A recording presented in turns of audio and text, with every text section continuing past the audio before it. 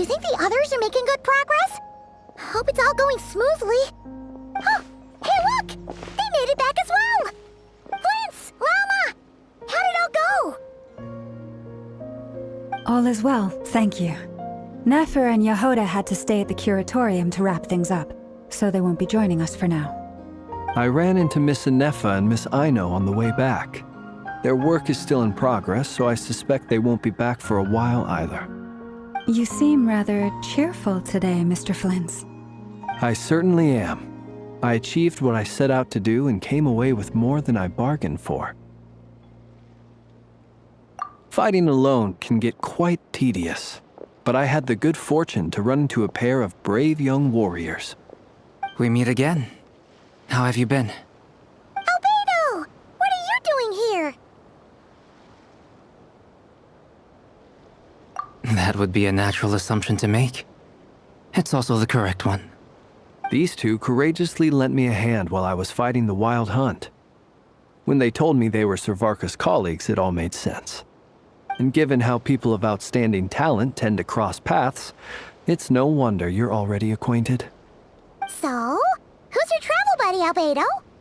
Why don't you come and introduce yourself?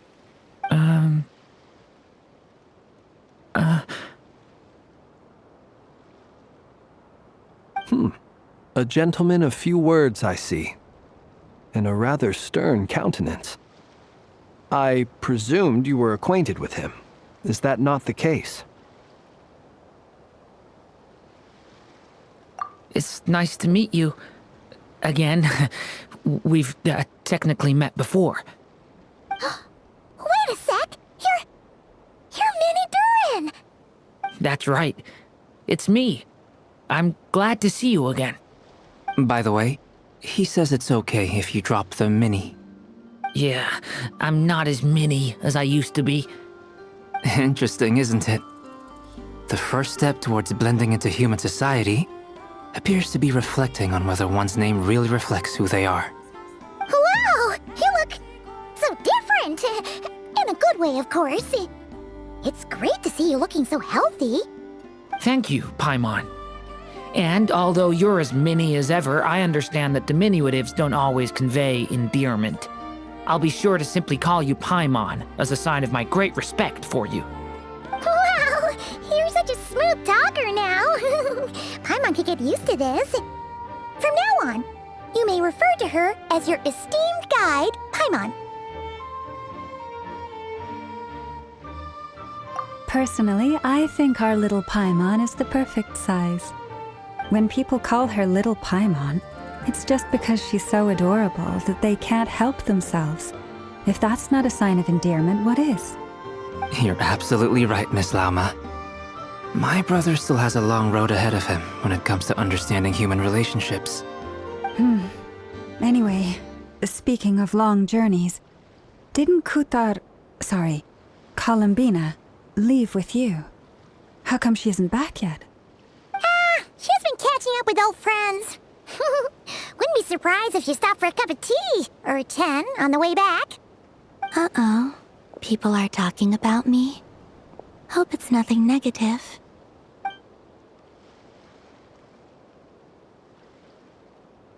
Judging from your expressions, I'm guessing it all went well? It's getting crowded here. I'll go grab some chairs. No need. This is a job for an alchemist. I'll whip some up momentarily. Thank you for your hospitality, ladies and gentlemen, but I was merely escorting my friends back. I'll be meeting Zendrone shortly, as we still have some things to discuss. It's been a pleasure, everyone. But this is where I'll say goodbye. We really appreciate your help. Oh, come on. Spare the formalities. I'm just glad I could help out some true friends. I understand. Well, bye for now, Harlequino.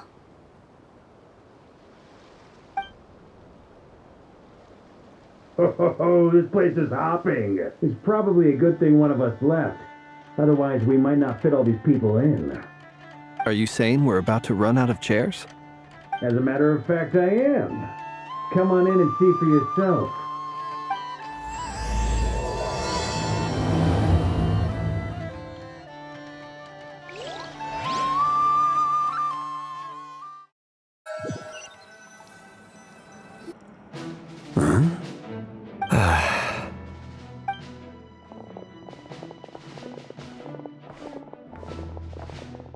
I overheard your little chit-chat outside, by the way. With Miss Columbina's colleague gone, we should be back to the original crew plus the other colleagues I brought in. Though, it looks like we have another new face. Someone else managed to rope in a colleague too? Frankly, you and Paimon are the only people I know here. This here is Genshin, colleague of Tibet's greatest guide, Paimon, and greatest adventurer, the Traveler. Well, not exactly colleagues, more sort of friends. When someone else jumps in to do the announcing, you know you're speaking to someone important. Let's hear what he has to say. Note to self. Once Paimon knows your name, the rest of the world will soon follow. When he comes looking for us, it's usually something important. Paimon's guessing you've heard about the Wild Hunt, then. From the looks of it, you're about to hold a meeting. If I were to say that the Wild Hunt is our mutual enemy, would that earn me a seat at the table? As the saying goes, the enemy of my enemy is my friend. Mr. Dainsleif, there's a seat with your name on it. Though, I can't promise the same for everyone else. Hey, Albedo, think you can rustle up a couple more chairs? After all this time apart, Grandmaster Varka's first order is to rustle up a couple more chairs. I've missed this. Is he being sarcastic? Hey, he's your brother. Why are you asking us? I've still got a lot to learn about the nuances of human conversation. Trying to decipher Albedo's way of speaking has been like jumping in at the deep end. Oh, good point. Paimon gets you now. Don't sweat it. There are people who go their whole lives without getting the hang of it. You're ahead of the game already.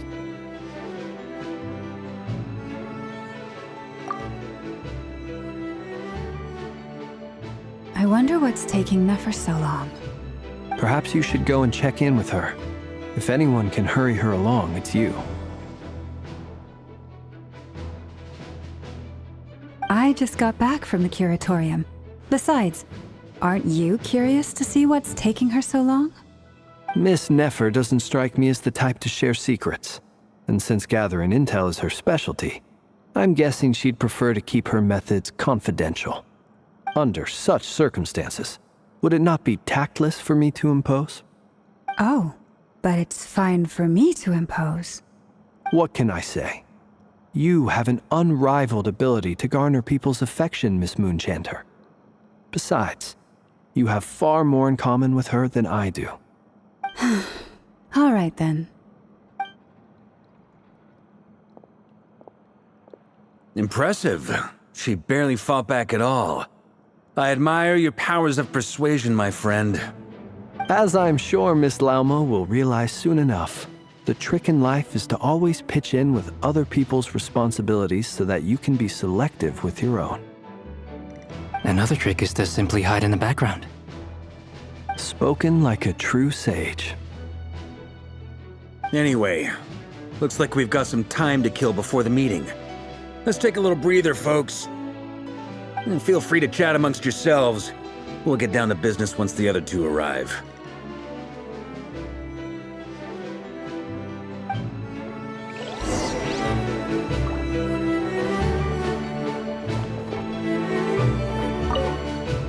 You're both awfully quiet. Why don't I start us off with an icebreaker? Much obliged. Have either of you ever had your portrait painted? If not, I'd be glad to help. That sounds like a lovely idea. You know how to paint, then? I dabble occasionally.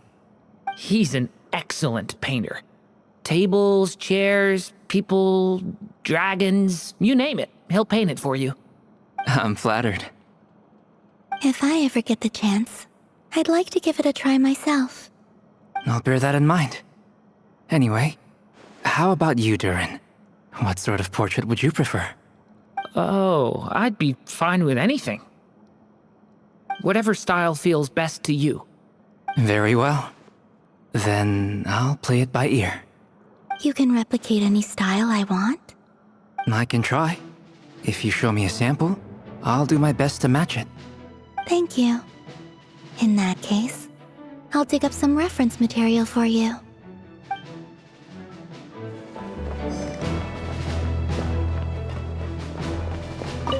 Truth be told, I can't remember the last time I was in a meeting with so many people. You're not alone there, my friend. The Lightkeepers also struggle to bring everyone together for a serious discussion. I don't doubt that. I've only ever met two Ratniki, one being you, and the other being that young guy, Itlua.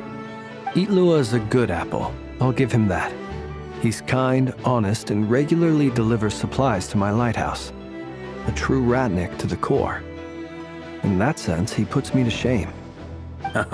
So you're what? A fake Ratnik? That's what it sounds like you're saying. But I get the feeling that's not quite what you meant.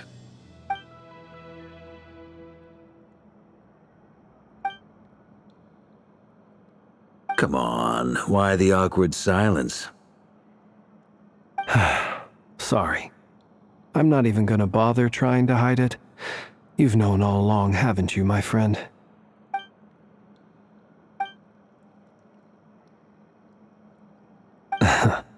Now that was an awkward silence. Let's just keep this between ourselves. Probably best if Itlua doesn't know, huh? That goes without saying. Gotta be careful what you share with youngsters, after all.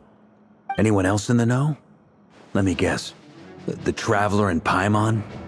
It's dangerous being too sharp for one's own good, you know. Then, in the name of the Animo Archon Barbados himself, I swear, your secret's safe with me. When we went for drinks, you said that you and Barbados were practically best buds. In the light of that claim, do you really expect me to take your oath seriously? Of course. Just as long as you don't go spreading around the fact that I'm close with Barbados, all right? Fair enough, then.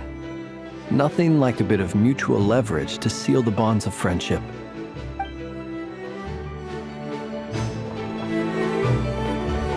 Is there something you'd like to say to me? Yeah! For starters, why'd you just show up here without even giving us a heads up? If you think back to our previous interactions, you may recall that that's hardly out of character for me. You do have a point there. Oh yeah! You'll need to find somewhere to stay the night too, right? Want to tag along with us? You never know. We might get a group discount. Sure, let's do that. Great! Paimon will handle it. And in return, we can get Dainslift to be our very own personal bodyguard. If that's what you had in mind, you should have said so sooner. I'd be happy to help. Oh, okay then. Paimon was only kidding, but good to know. Anyway, since we're all here together, we might as well watch each other's backs. That's just what friends do, right? Indeed. Thank you.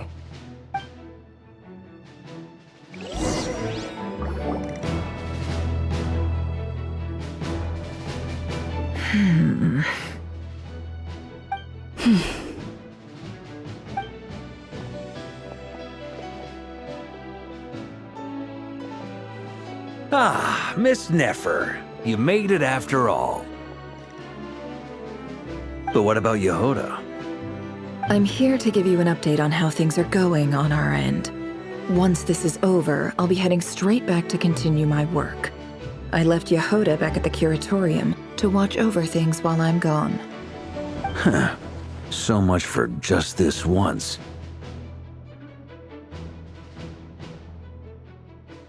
Shh! Not so loud! We're on a roll here. What if she remembers and suddenly decides to back out? Did you say something, Mr. Varka? Huh? I didn't say anything. Right, Flintz? Must have been a frog. They get so noisy around here at nighttime. It's like they're putting on a concert in the background. Anyway, before we begin, there's a few introductions to make. Let me start by saying that it's an honor to be speaking before so many distinguished colleagues and collaborators. First up, we have Miss Lauma. As Moon Chanter, she's the leader of the Frost Moon Scions, a local religious community in Nodcry. Then there's Miss Nefer, boss of the Curatorium of Secrets, an intel gatherer extraordinaire. Nefer is leading the investigation into Rerer's background, assisted by Yehoda and Lauma. From the little I've heard, they're making some great progress. Over here, we have Mr. Flintz, a ratnik and guardian of the abandoned lighthouse. In our last operation, he courageously distracted the Wild Hunt to buy time for the rest of us. For those of you who've never met, this is Mr. Albedo, a renowned alchemist and captain of the Knights of Favonius investigation team. By his side is a new face for us all, myself included, Mr. Durin, who's come to lend his aid. Next up, we have the Moon Maiden and former Fatui Harbinger, Miss Columbina. Then we have the Traveler, who's earned more titles than I could possibly hope to list out, so I'll spare you the rundown. And Paimon, the ultimate travel companion and quite possibly the best guide in all of Tevat. Wow! That's a lot of people! Great turnout! Miss Nefer, it looks like you might have another job coming your way, so, congratulations on the booming business, I guess. You think I haven't got enough on my hands as it is? Who's looking for me now? That would be me, Miss Nefer. I have a commission for you. And you are? Who I am doesn't matter right now. What does matter is that I'd like you to gather more intelligence about the Recher of Solnari. Well, it's not as if we never take on anonymous commissions. But in your case, I'll have to decline. I'm gonna take a wild guess and say your job's probably more hassle than it's worth. Something about you seems like bad news. It's my eyes, isn't it? Conrian, I assume. And what's with the mask? Are you trying to hide your identity? In any case, the fact that you're even still alive raises an awful lot of questions for me. My name is Dainsleif. And yes, I am from Conria. As I'm sure you're aware, the Recher of Solnari's real name is Rerir. He was once an acquaintance of mine. Really? Then you must have been quite an influential figure yourself. You flatter me, but none of that matters anymore. My point was simply to clarify why I have asked Miss Nefer to investigate Rerir's background. So you're both from Conria, and it sounds like you used to be friends? What am I missing here? Surely you already know how he became one of the Five Sinners. I'll tell you everything I know. The history of Conria, the names and identities of the Five Sinners. I remember it all like it was yesterday. I have never spoken openly of this before, but the truth was exactly as people say. The Five Sinners were each driven by their own desires, and it was by playing upon these that the Abyss tempted them to their fall, tearing Conria apart in the process. The visionary, Vedifenir, who wished to foretell the future. The wise, Haroptatir, who sought limitless knowledge. Gold, Rhindaughter, who desired to create life. The foul, Surtologi, who pursued supreme strength. And last, but not least, Recher of Solnari, Rerir, Ravager of the Moon. Of the five, Rerir is the only one who remains a mystery to me. He never harbored grand ambitions, so what changed in the space of a single night? How did he come to fall like the others? In other words, you're saying that his change came as a shock to you, and you have no idea what actually happened? That's right. You mentioned how the Abyss tempted them, which led to their fall. But what did that look like in practice? And what other context can you give me about the events of that time? The more detail you can give me, the better. Strangely, Now that it comes to it, I hardly know where to begin. The fateful night took place during the era of the Eclipse Dynasty.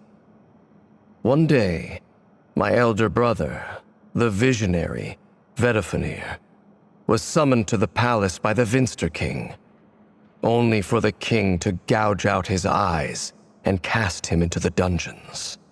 When I came to hear of this, my fury knew no bounds. I gathered together every ally I thought I had, and together, we set a night to storm the palace and free Ved. Centuries on, the memories of that night still haunt me, like a never-ending nightmare. We broke through the palace gates, just like we had planned, each striking towards our separate targets.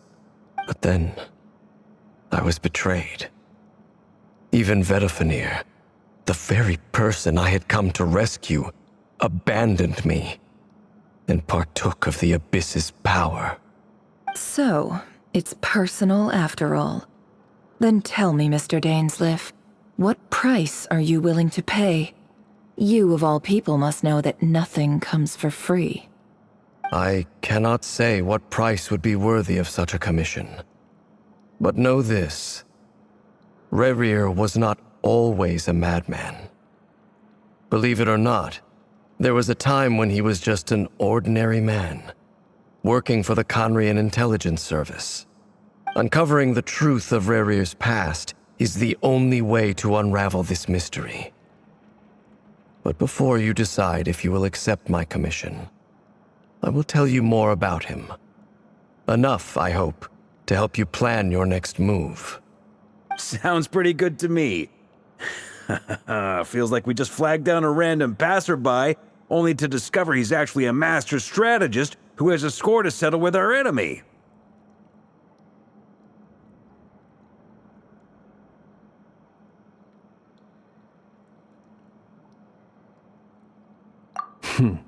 Can I borrow your halo? It could be useful in the lighthouse. Hey, enough with the wisecracks! Besides, isn't that lamp of yours bright enough already? Relax. It was meant to be a compliment. If that was a little over the top for your liking, I'll make sure to tone it down next time. I'll give your proposal some serious thought, Mr. Dainsleif. Let's speak in private once the meeting is over. Before that, there's a few things I'd like to share.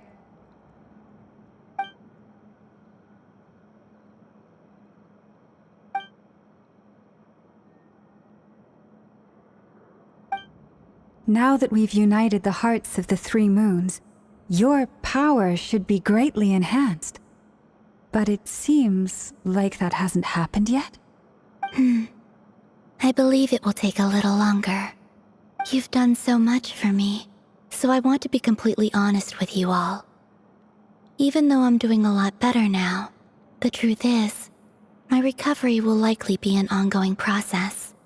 From the moment I was born, my power has been slowly ebbing away. And that is because Tevat has never accepted me. Even with the moons united as one, it seems my rejection cannot be undone. So far, I have yet to find a solution.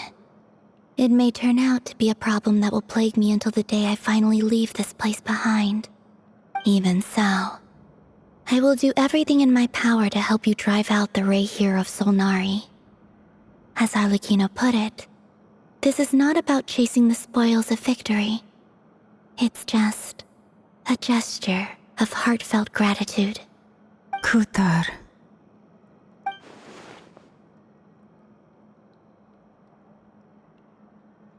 Defeating the Ray here of Solnari will be no easy task. While my strength slowly recovers, we'll also need to gather more intel. Naturally. We should take all the help we can get if we hope to defeat him. We've considered several viable plans now, but our choice hinges on the answers to a few key questions. Is it even possible to kill Rerir? What experiences shaped the person or monster he became? And what's he really after? Given Albedo's expertise in alchemy, I think we should leave him to try and answer the first of these questions. Understood. As for the other two, I'm afraid we'll have to count on you again, Miss Nefer. Believe me when I say it's not my wish to burden you. But right now, relying on your skills is our only option. So you're placing all your hopes on me, huh? We can't thank you enough for agreeing to help us. Honestly, I can hardly believe how lucky we are. You sure have a talent for changing your tune, Miss Moonchanter. Timid like Yehoda one moment, then flinches insincere flattery the next. Ladies, please. I must object to your portrayal of me. That's all. Feel free to keep bickering. Just pretend I'm not here. I almost don't want to leave this room. I'm curious to see how this plays out. I have faith in you, Miss Nefer. Something tells me you'll stand by us until the very end. Oh? And what makes you so sure of that? What if I suddenly decide that my compensation is insufficient? This isn't about the money. I can sense that you've got a deep-seated distaste for Rerir. And knowing you, that alone is motive enough. Look at them getting along so well. Like two peas in a pod. And I'm the one they accuse of insincere flattery. There is no justice. Miss Lauma, you have to understand something.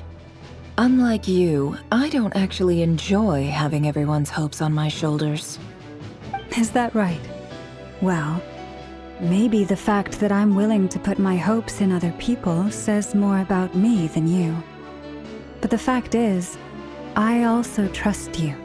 And that's because I know that you're someone we can count on.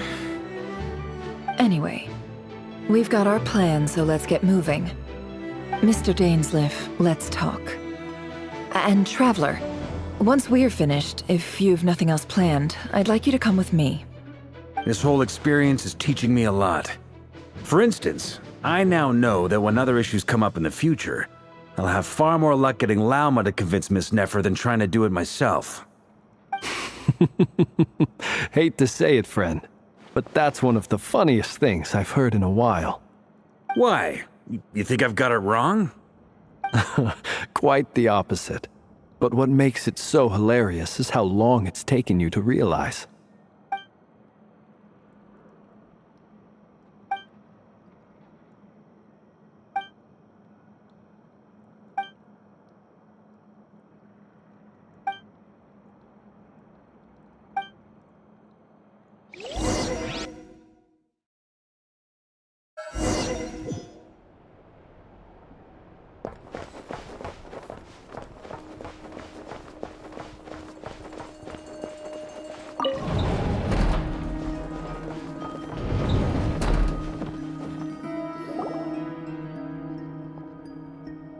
Thank you for waiting. It's okay. We actually used the time to help Dainsleif get a room at the hotel. That's very considerate of you. Now, I trust you share my curiosity about Rerir's past, and you seem fairly familiar with Mr. Dainsleif already. We spoke at some length after the meeting. He was the one who suggested I should invite you to join this operation. He feels confident that these secrets will be safe with you. Dane has a lot of faith in us, that's for sure. Likewise. I appreciate that you got right on board without interrogating me about why I invited you. It shows that you trust me to explain everything in due course. That's because we know what you're capable of. We appreciate you too, Nefer. You might have been forced to help in the beginning, but this time, it was your choice. That's one way to put it. Another is this, that once a decision's been made, it's set in stone. After that, my only goal is to see it through. Alright, so here's how it is. I'm going to access Rerir's thoughts again using my confidential method. Now, I'm sure you've seen things like this before on your travels, so you're surely well aware of how dangerous it can be. The reason I've gathered you all here is to ensure my safety during the proceedings. I plan for us to enter the fragment of his consciousness together, and once inside, I will focus on searching for information. Think of this as a diving expedition into someone's brain. If I'm the diver, you are my safety equipment, tasked with keeping me alive while I'm under the surface. Once the ceremony begins, we will all be spying on privileged information. But in the interests of safety, you must remain absolutely silent at all times. We will discuss our observations after the ceremony has concluded. Lastly, any individuals of a weaker constitution are advised not to partake in the ceremony. In any case, Paimon has her own job to do, which requires staying in the room but not joining the ceremony.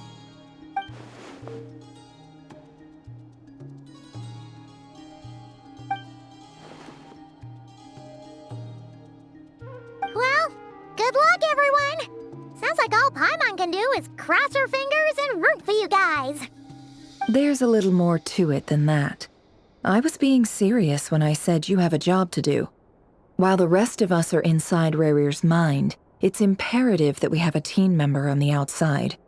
In the event that something goes wrong, you will be our first responder. I don't anticipate any issues, but the extra level of safety will be greatly appreciated. I second that.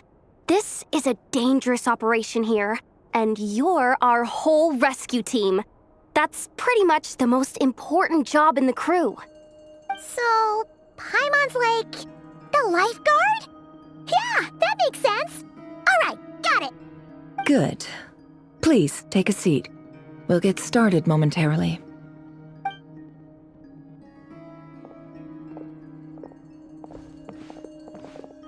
So, did Mr. Dainsleif tell you anything else?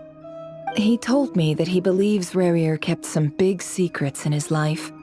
He's not sure that they were the cause of his eventual downfall, but he's asked me to uncover what those secrets were all the same. But surely you're not planning to go through with this, no matter the cost. If you think that, you'd be overestimating me. I'm a businesswoman, not a mercenary. But I do have my own professional reasons for taking this job. You think I'd turn down the opportunity to get a first-hand glimpse into Conrian history? No chance. Well, as long as you don't let morbid curiosity get in the way of safety concerns, we're good. We'll do whatever we can to help you. You're such a killjoy.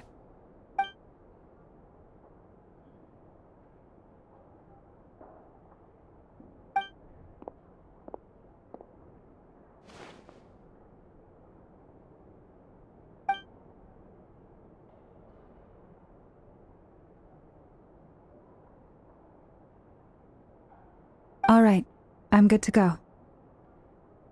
All set over here, too. Promise, Paimon, you'll be extra careful. All right. Let your whole body relax. We're about to begin. Close your eyes.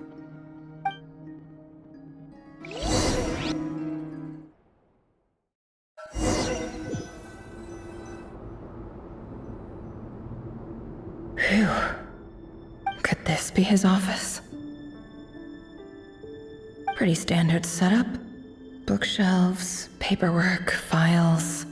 According to Dainsleif, Rarir used to be an intelligence operative. Chances are there's plenty of top-secret intel stashed away in this room. Is this where you keep your secrets, Rarir? Can't say I'm not looking forward to this.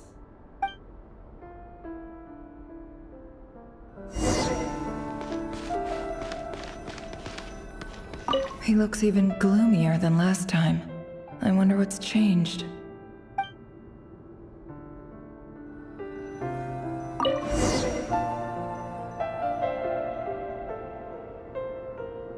Today's files are in. Time to wade through them, just like usual.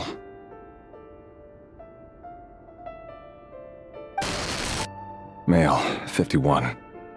Occupation, cook. confirmed Crimson Moon descendant. Has maintained frequent contact with other descendants over the past year. Poses a threat to the dynasty. Neutralized on...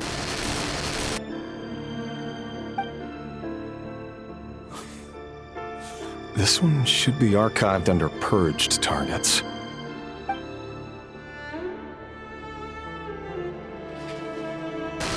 Female, 23. Occupation, office clerk. Confirmed Crimson Moon descendant. Has maintained frequent contact with other descendants over the past year. Poses a threat to the dynasty. Neutralized on...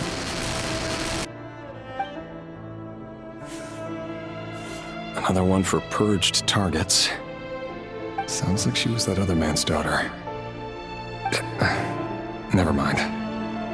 What's it got to do with me?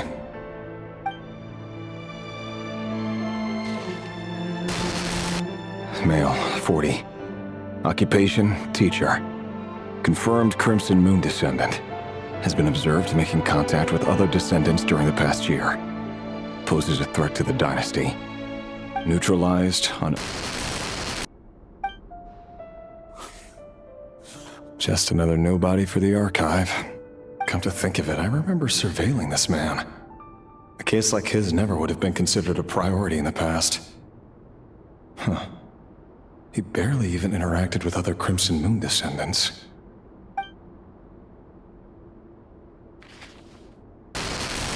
Female, 16. Occupation, none. Orphan and confirmed Crimson Moon descendant. Has been observed making contact with other descendants during the past year. Poses a threat to the dynasty. Neutralized on...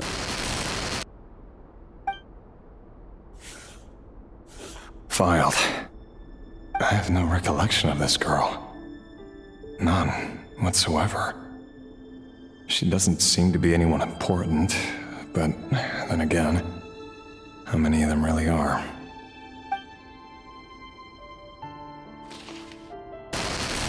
Female, 13. Occupation, none.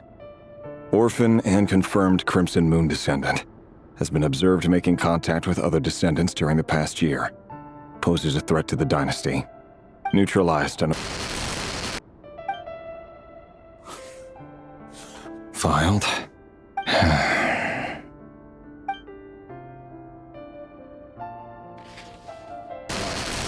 Male, 11. Occupation, none. Orphan and confirmed Crimson Moon descendant. Has not been observed making any contact with other descendants during the past year. Poses a threat to the dynasty. Neutralized on...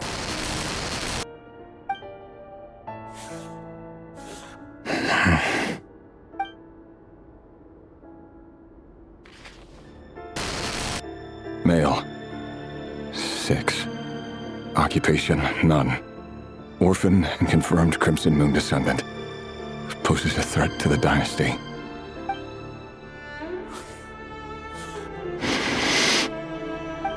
It's funny, isn't it? Your job is becoming both harder and easier at the same time, depending on how you look at it. Sooner or later, the Crimson Moon descendants will be completely wiped out. But as their numbers dwindle, they become harder and harder to track down. That's not how it is. Fortunately, however, most of the able-bodied adults have already been taken care of. The remaining weaklings will be increasingly easy to deal with. No! No. My job is to ensure the survival of the Eclipse Dynasty. And the only way to do that is by eliminating any and all potential threats. It's a perfectly legitimate line of work. Every single one of my colleagues can attest to my fairness. And if my friends were aware of the facts, I know they'd back me up too. Assuming, of course, that they were aware of all the facts.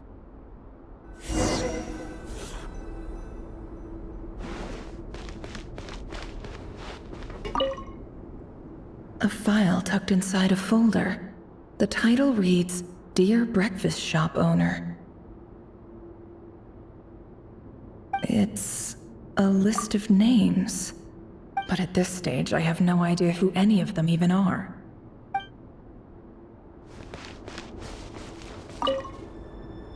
Wonder what kind of encryption technique this is. Seems like it has to be inserted into that camouflage device nearby.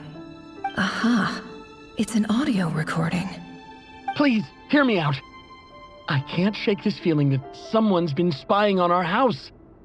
No, I'm not being paranoid. It's true. I saw someone dressed in all black. It was a couple of days back, but that was on another street, not near my house. I swear, I know what I saw! There's a note in the margin. Surveillance of the Run-for-Their residence has concluded.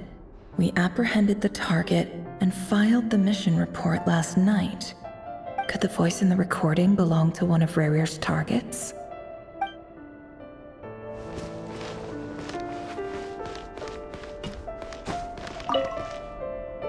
Bookshelves full of documents. Looks like these are all files, packed with the personal details of individual Conrians. The Crimson Moon dynasty preceded the eclipse. Since Rerir worked as a secret agent during the latter, it stands to reason that he was tasked with purging remnants of the old dynasty. Yep, lines up exactly with what Dainsleif told me.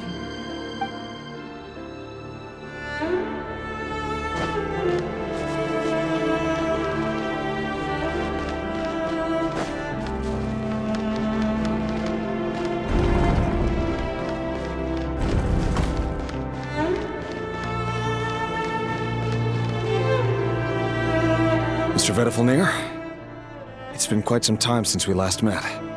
Rerir, I trust you're here because you have something important to discuss. Forgive me. I wasn't tuning out, it's just, I noticed you didn't even phrase that as a question. As if you knew I was coming. Tell me, does someone in your position ever feel the need to ask questions at all? It is indeed within my power to foresee certain things. Things like your arrival. I was just thinking. It won't be long before I'll be inviting both you and Dane to my wedding. That isn't a lie, but nor is it a fact as such. It's a wish, isn't it? No fooling a prophet, is there? Ever since that day we met for drinks, I knew it was only a matter of time before you came looking for me. Does it feel good? Knowing how the future will unfold. I'm afraid the notions of good and bad fail to capture the complexity of what such a power entails. Once you've seen what will come to pass, it can be all too easy to succumb to fear and melancholy.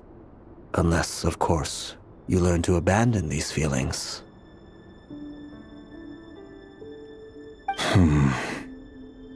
You fear my silence, and long to hear the words I left unspoken that day.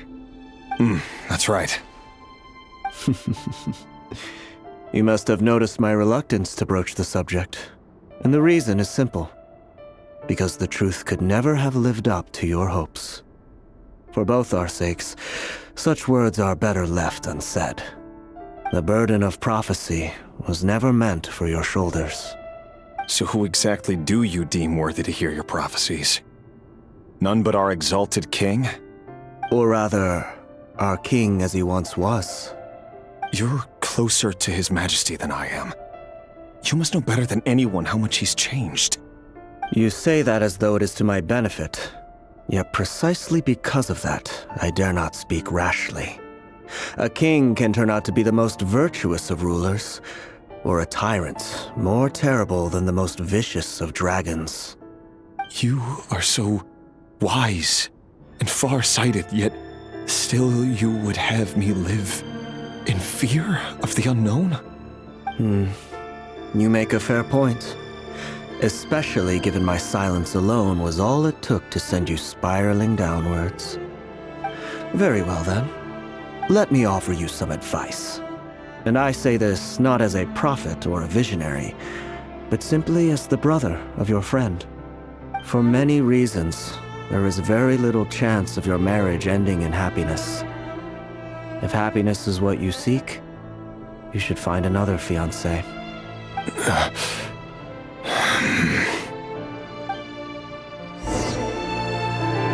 Hold on. There's that same black fog again. Could this memory belong to Thelindis? Guess I'd better tread carefully.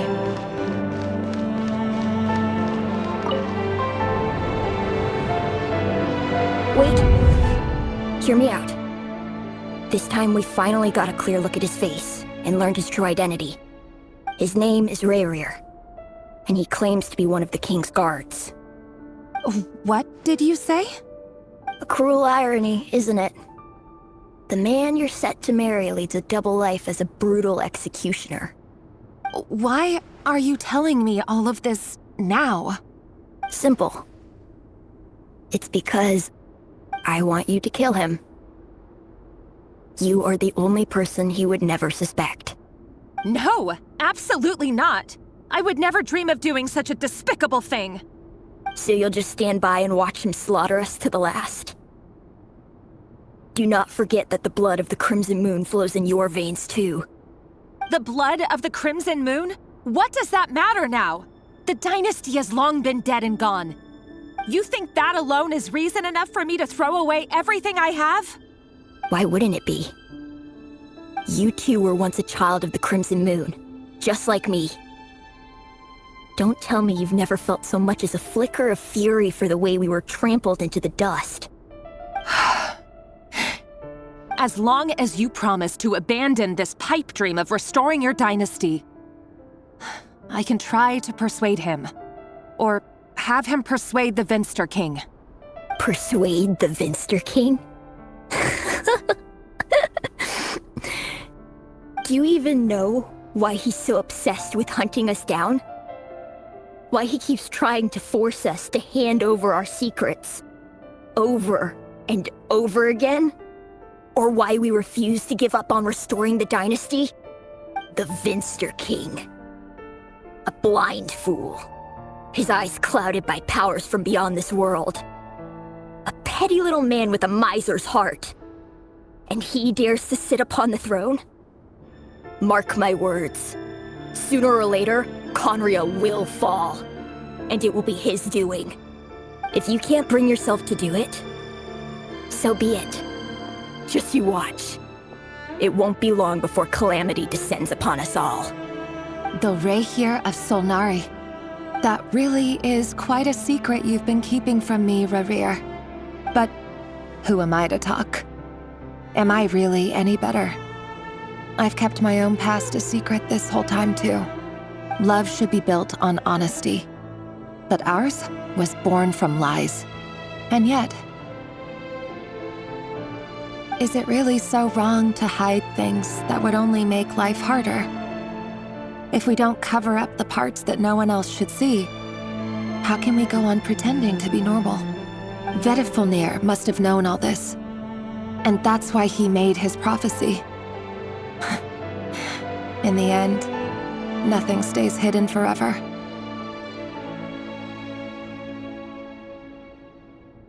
But I won't just sit by and watch this disaster unfold. I'll do everything in my power to protect what I cannot afford to lose, no matter who I have to face.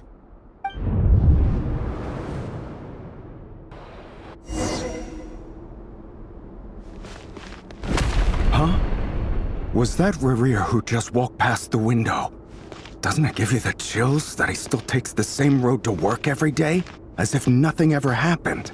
Those people at the deli. Enough already. They're clearly pretty taken by their own disguises, so just smile and play along. Pull the rug from under beasts like that, and you'll risk having your throat torn out. Deli? They're talking about those people from the opposition. Right. I'd almost forgotten they used to run a deli. People of no consequence always vanish so easily. And no one even remembers them.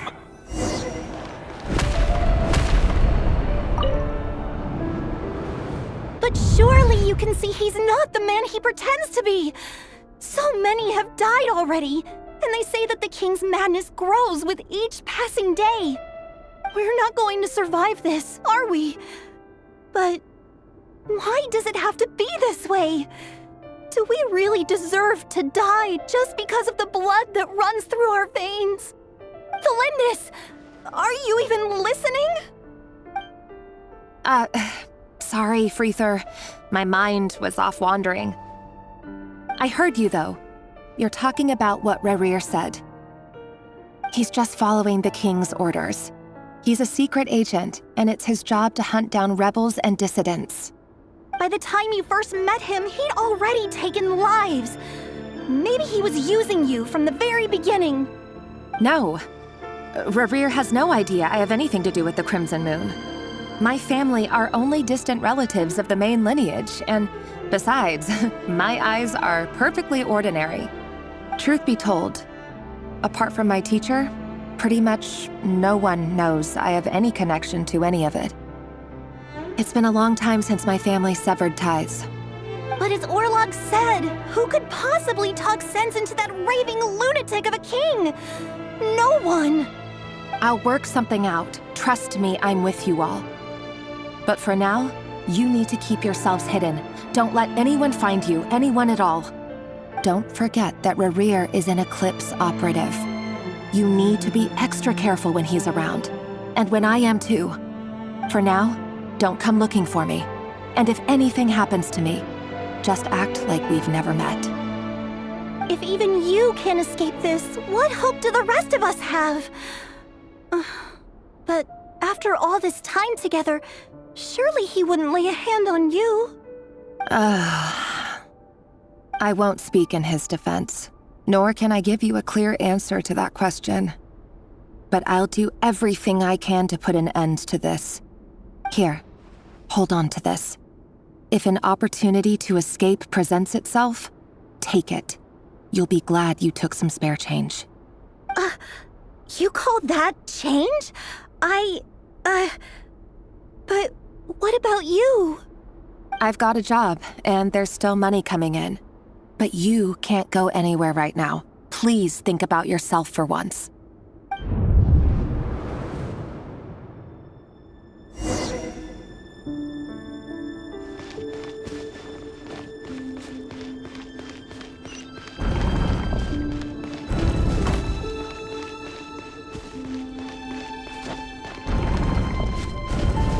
Another day, another round of assassination training. The training ground is just beyond this hidden passageway. When you kill a person, doesn't it bother you when you end up covered in their blood? Why would it? Aren't we all just walking blood bags? But not everyone is accustomed to hunting down others like prey. You've been a hunter for so long now, you seem to have forgotten that most people don't just go around killing one another. Leave me alone.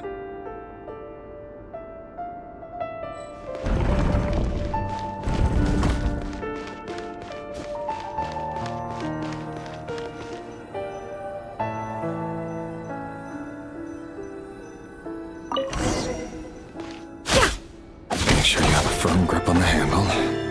Then choose your angle well. Keep your movements light and brisk. Pray won't sense a thing. I'll bet no one's ever died a quiet death as yours. I work clean. No traces.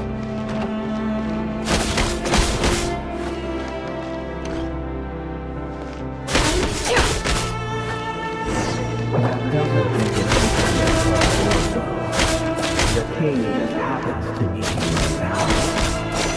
Someday he doesn't. That won't happen. We say, never shows that power. He only has the other hand.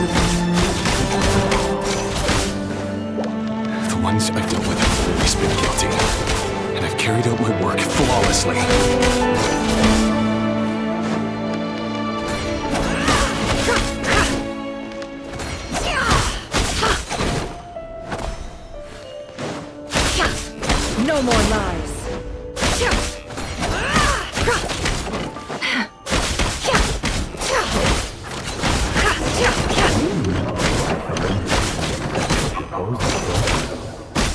Was it because she didn't cook?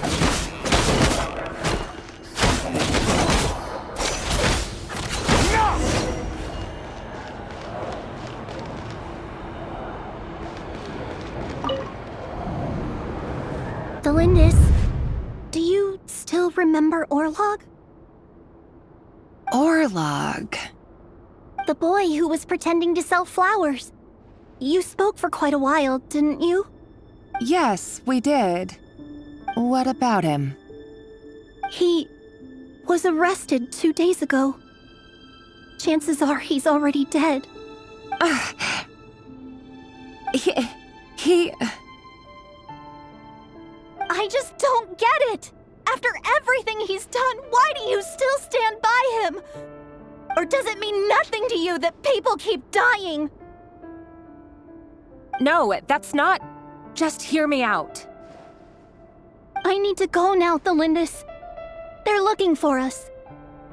You take care too. If you ever need a place to hide, come find us.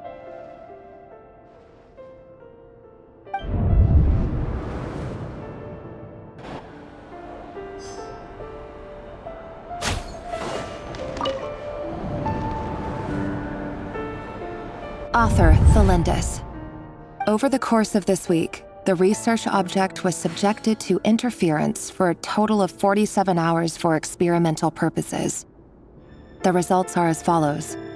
All subjects of observation that were sent inside have now...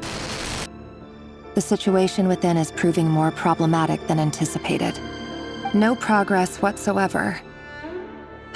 What now? Won't you give me even a glimmer of hope? Things are getting worse by the day. I have to find a way or we'll all be in danger.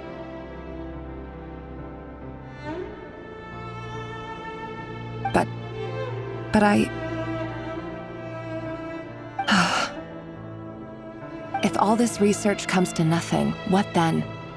Sooner or later, it'll be my neck on the line. But could he really bring himself to kill me? No. Surely he wouldn't have the heart.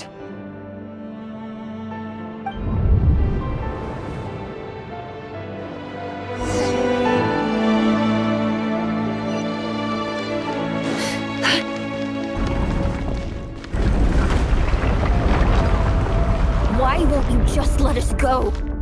We don't even know each other. All we want is to live ordinary, peaceful lives. You want to live?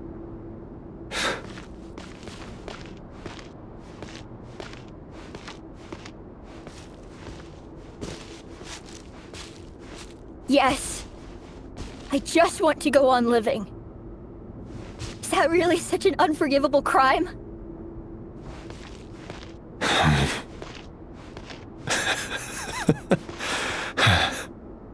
You want to go on living. I want to keep living too. To keep living forever. That's why I have no choice but to continue on the path I'm on. If only some savior would suddenly swoop down and change the way the world is. Too bad that's not going to happen.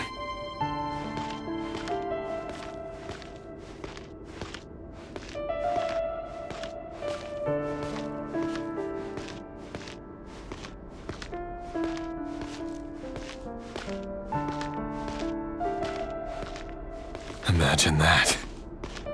If there really were such a person, you and I wouldn't be standing here like this, would we?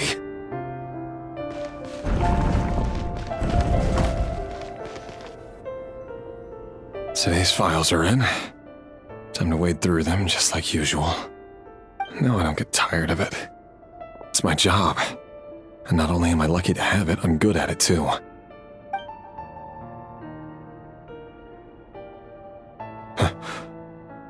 Wait. That's... Thelindis?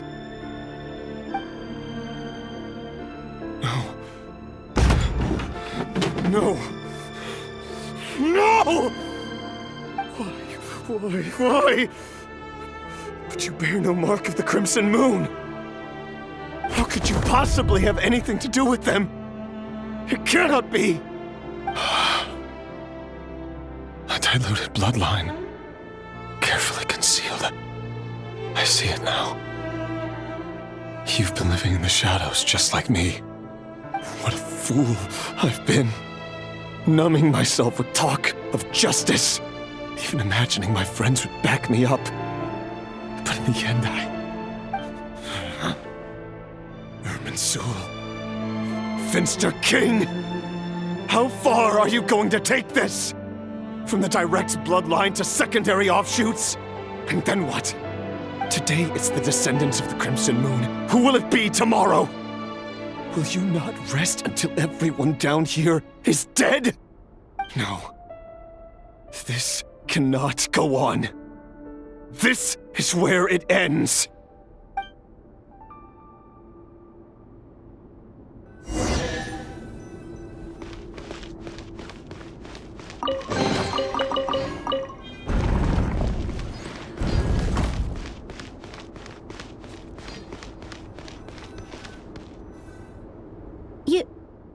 You're really letting me go?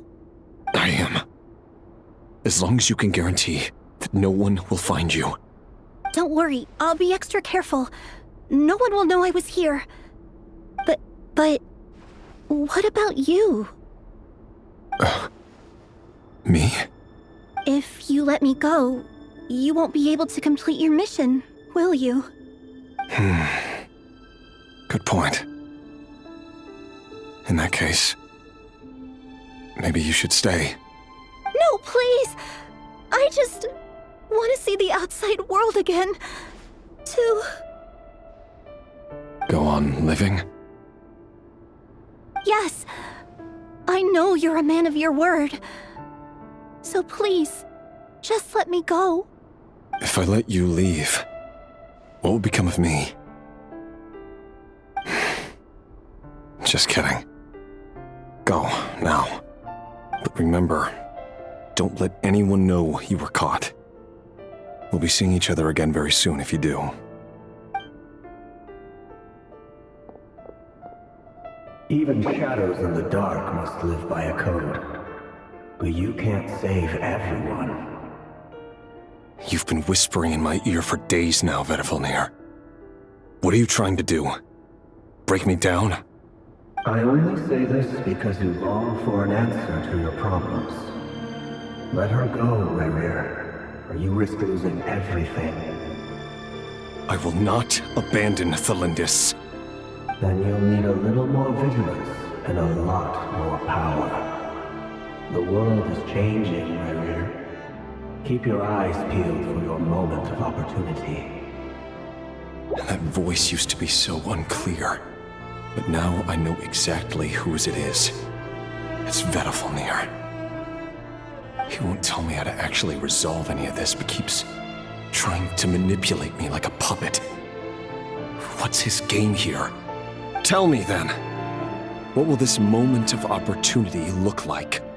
And no answer. He's like a ghost. Always disturbing me when I'm on edge, but never answering when I need him most. So, the Eclipse Dynasty was purging, well, massacring the descendants of the Crimson Moon. And it seems like it was all connected to the Finster King's research. The King's obsession with abyssal power left the future of Khaenri'ah hanging in the balance. No wonder every aspect of Rerir's life was so unstable.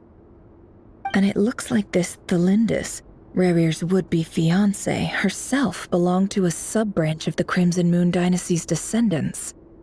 It almost defies belief that a couple like them could hide the truth from each other for so long. If the Finster King hadn't intervened in such a drastic way, they might have gone on deceiving each other for the rest of their lives. And why does Vedifilnir, Dainslef's older brother, keep talking in Rerir's head? This guy kept more secrets than I ever imagined. The human mind is like a vast desert of shifting sands. When you follow the flow of someone's memories, you only ever see the parts they're willing to let surface. Time for something a bit more creative. We've been inside Rerir's mind this whole time, building up a picture of his psyche. There's already enough clues on the board to start reading between the lines and mapping out the rest. Now, we can finally begin to put the pieces together. Sure, it'll only be a reconstruction, part simulation, part reasoning, but it's usually pretty accurate. Once we've built up a cognitive profile, we just need to cross-check the logic behind his actions. And then we'll be able to take a sneak peek at whatever it is that Rerir has really been hiding.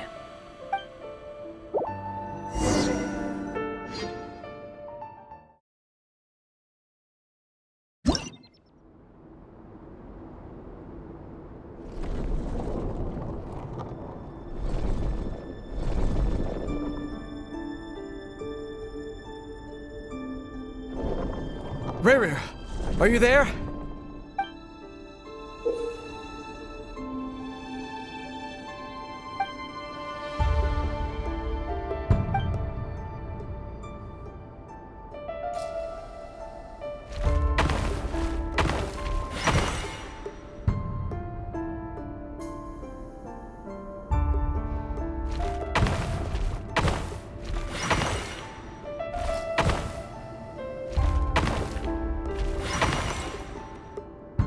Hey, Rerir!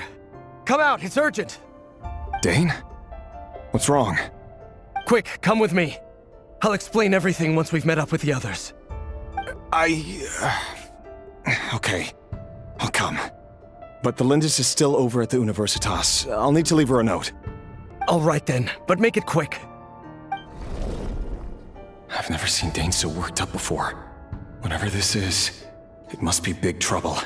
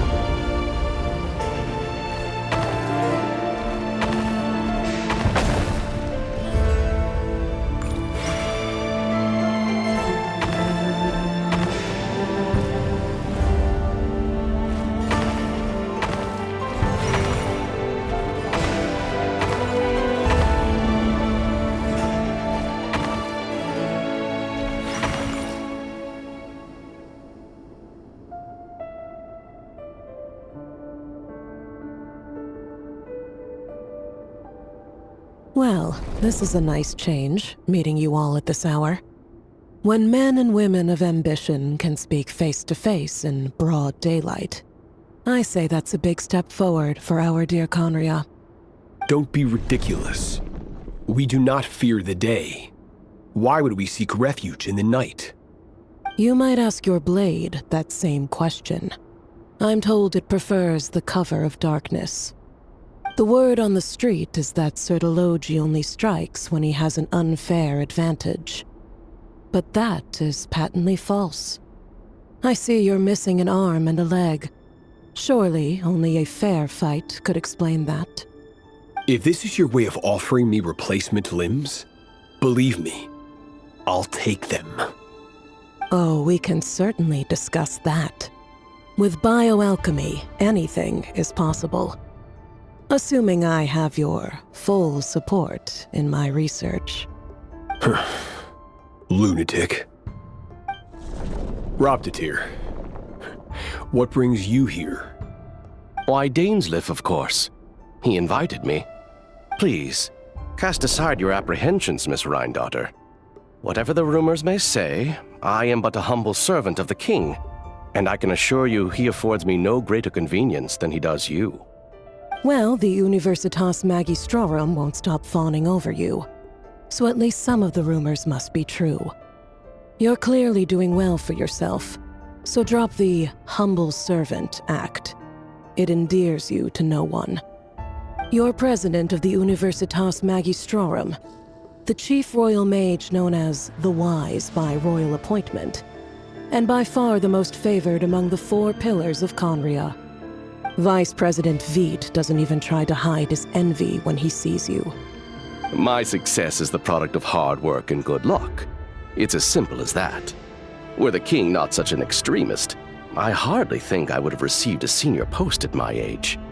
Of course, no job is without its gripes.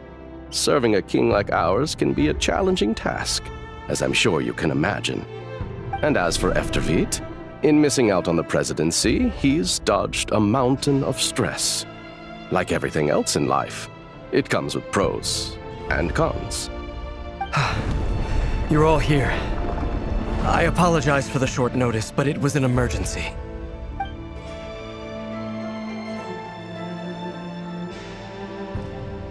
You must be Rerir. Mr. Sertologi. Yes, I handled your case file during your sentencing. Nothing personal, of course. I'm pleasantly surprised that you remember me. You're clearly a person of substance if you've been invited here. But Dainsleif, you'd better have a very good reason for convening this little gathering. It's my brother, Vedalfenir. After he spoke at the court this morning, the king was so infuriated by his words that he had him blinded in both eyes and thrown in prison. Vedalfenir in prison? Strange. I thought the king trusted him and Horoptatyr more than anyone else in the world. Does this mean the king's circle of trust just got even smaller? It has nothing to do with trust. It's about what the king wants, which is as clear as day to anyone paying attention. I simply appease him, because it's in the best interests of the Universitas Magistrorum. And also because you're slimy. Vedalfenir, perhaps less so. But still, a visionless visionary? It rather inclines me to think that qualifications are not what get you ahead in Conria. Do you honestly think this is an important discussion to be having right now? Dane, what are you planning to do? Rescue Vedalfenir, I assume. Correct. It will mean storming the palace by force. Tonight. I need all of you on my side. That's far too dangerous. And don't forget, Dainsleif, you're captain of the Royal Guard. You swore an oath to the throne. You've been planning this for a while, haven't you? I have no desire to commit treason. But whatever critique the king may have of Vedalfenir, disfiguring your most loyal subject for putting the best interests of his court and nation first, this is not the conduct of a wise ruler. My blade will force the king to see the error of his ways. So, Vedalfenir's prophecy enraged the king. I'm sure it wasn't what he wanted to hear, but if he won't take counsel even from the visionary, that is deeply troubling news. The extent of His Majesty's madness is now all too clear. The question is, how does a man like me get out of this situation unscathed? You have noble ambitions, Dane, but I'm afraid they don't do much for a guy like me. I'm not interested in saving the world. All I want is a letter of pardon. A letter of pardon? For whom? Thelindis?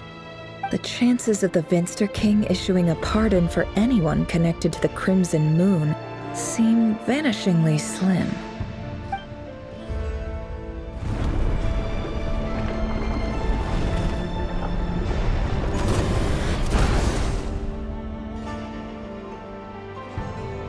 This black fog over the board must have some connection to Thelindis.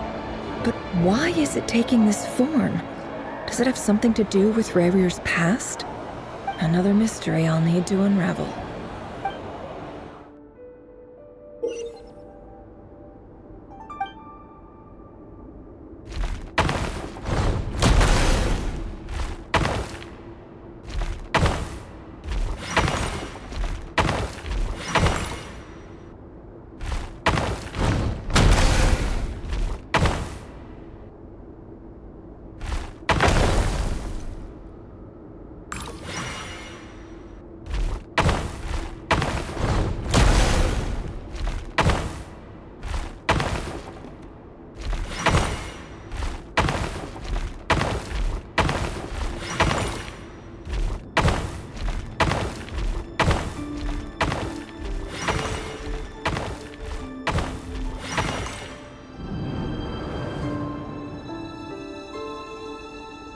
Author Thelindis.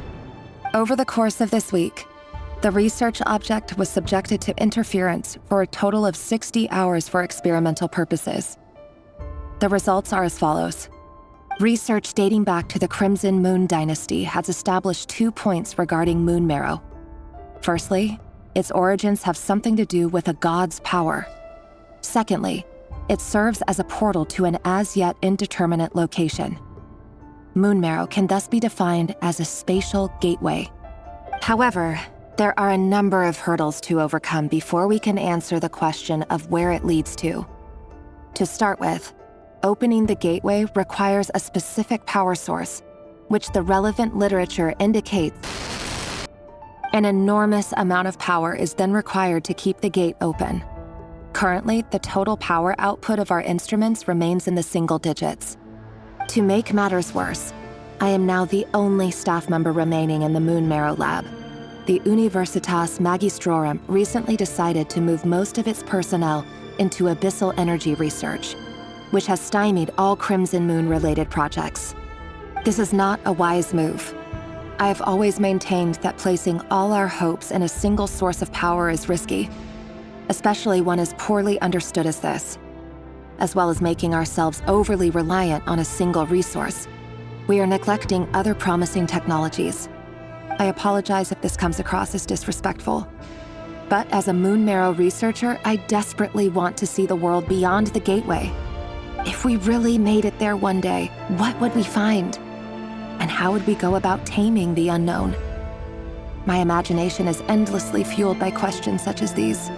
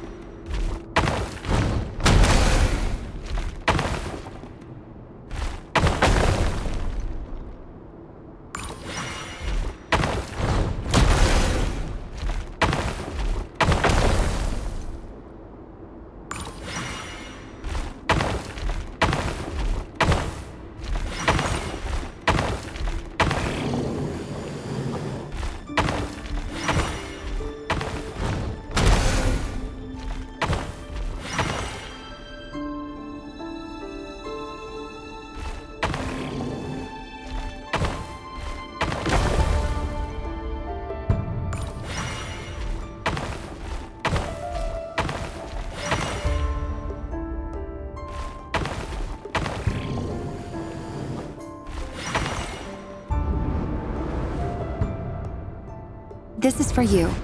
I heard you're gonna leave the city with your parents. Thelindis, did you hear about what happened? I've heard nothing. Rerir got back very late last Friday, and he was acting a little unusual, but he slept pretty well, so I'm guessing whatever he did was a good deed. You never saw him, and I don't know what he did. And this conversation never happened.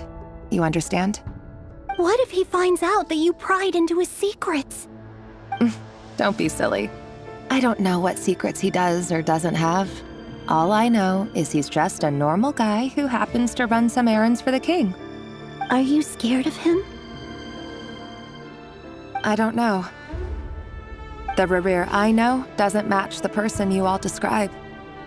Logically, I should be scared of him. And yet, I don't want to lose him. But enough about that. You should get going, and be careful with the package I gave you. Keep it secret. Keep it safe. What's in it? A piece of the moon.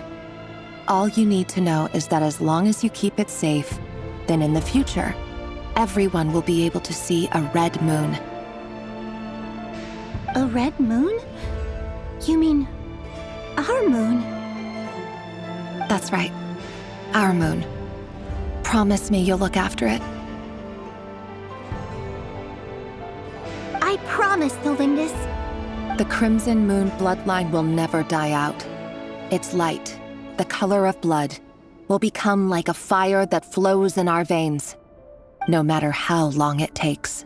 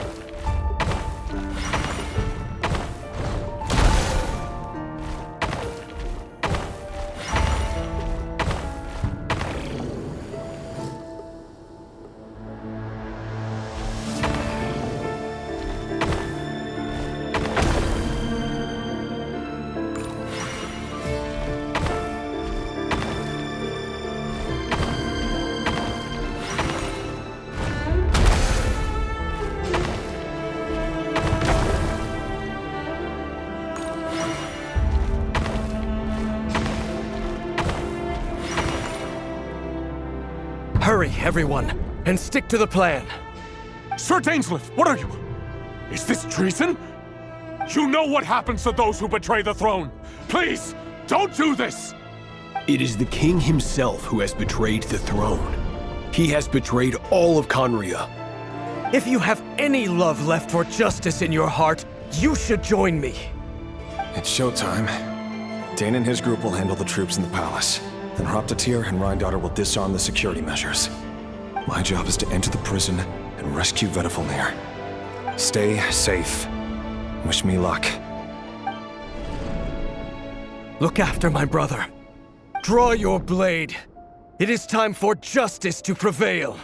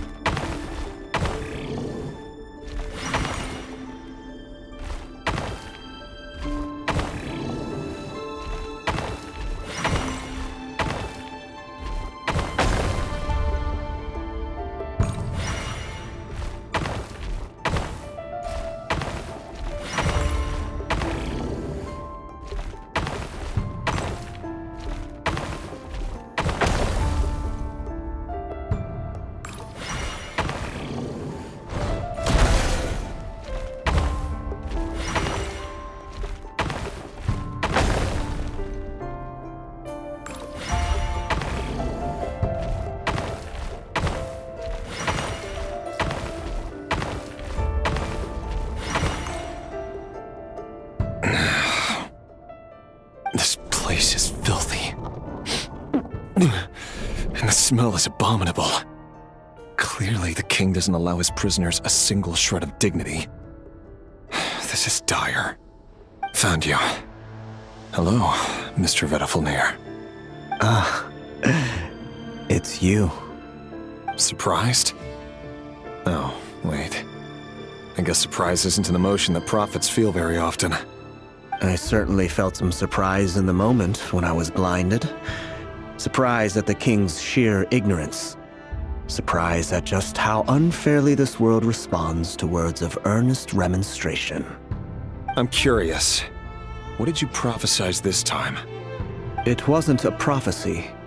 It was a word of warning. Someone had to say it. The king has forsaken all reason in pursuit of his obsessions. I simply told him that if he continues on this path, Khaenri'ah will surely fall. But he didn't listen. Worse still, he stabbed you in both eyes and locked you away. Dane asked for my help. The court is in complete chaos now, but I'm sure you predicted that. Everything is transpiring as I foresaw. Yet I am powerless to change it. Fate is an immutable force. I can but lament as the inevitable unfolds.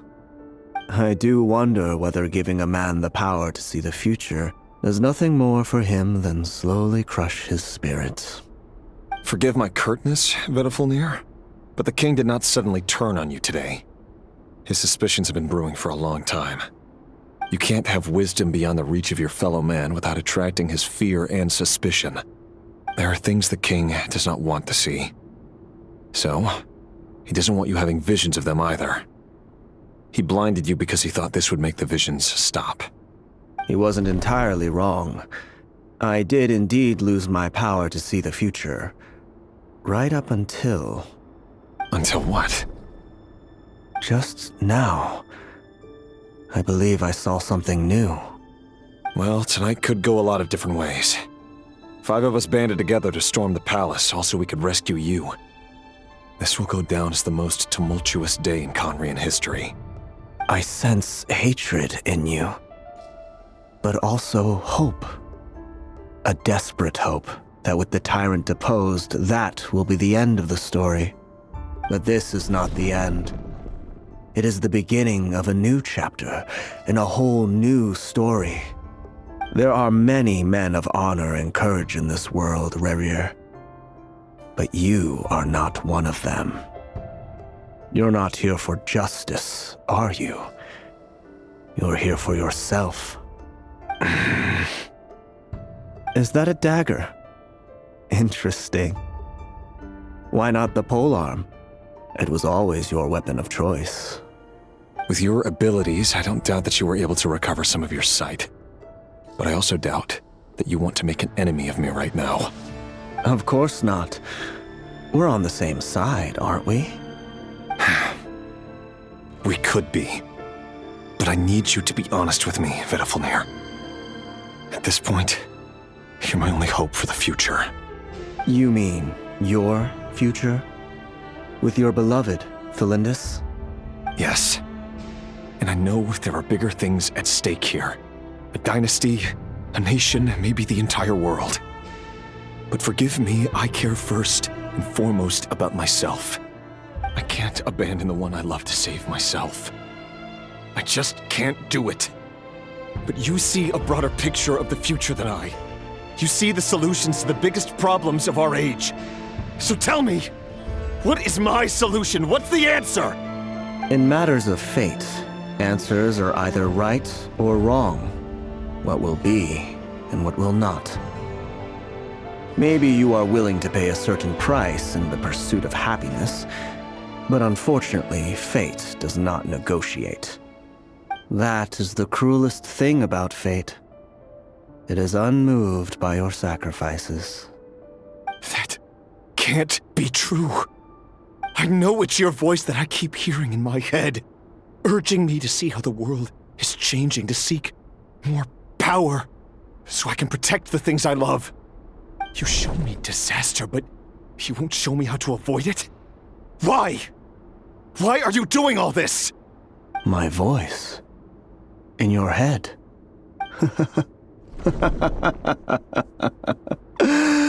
So, you hear it too? The voice that steals your mind, gains your trust, and drives you crazy. It turns out that we are not so different, you and I. Vedifilnir just broke into the strangest smile I've ever seen in my life, as if he'd discovered some monumental secret. But then he suddenly switched to looking extremely weary. Very well then. My advice to you is as follows. You must persevere. Whatever trials and tribulations you may face, be steadfast in the belief that they are your path to the future. For as long as you live, your story with Thelindis shall not come to an end. That is the only chance you have of fighting back against fate. It is up to you whether you believe my words.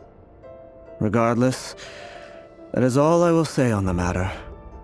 I have no right to intervene any further. I will hold you to your word. Thank you for setting me free. In return, I will tell you one more thing that you cannot afford to ignore. Just then, a strange wave of energy rippled through the city. We had no idea what it could mean. If I were you, I would head to the Universitas Magistrorum. The Universitas? Oh no! I'm sure we'll be seeing each other again very soon, Rerir. Whatever Vedifilnir said, I didn't catch it. I didn't even help him out of the prison. There was no time to lose.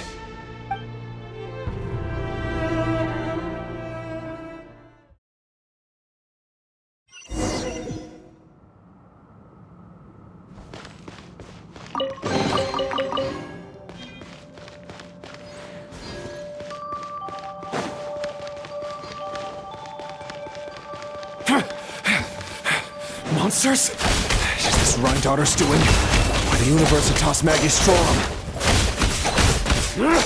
Out of my way!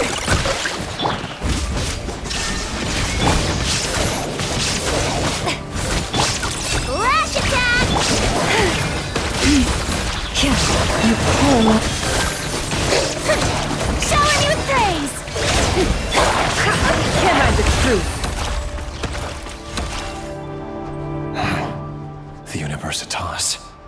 That reminds me of a rumor I once heard. Allegedly, the king installed secret mechanisms in the palace and around the city. No one knows where they are or what kind of power they hold. But if they were ever going to activate, it would probably be on a night like tonight. Help! Help! Hold on! Don't let them anywhere near you! Save me! I can't! Ah! That sounded like an explosion. So, the rumor is true? The king really went through with it? What other means does the king have at his disposal? They must run on power from the Abyss. And given it's a major center of Abyss research, anyone over at the Universitas will be in grave danger. I have to hurry!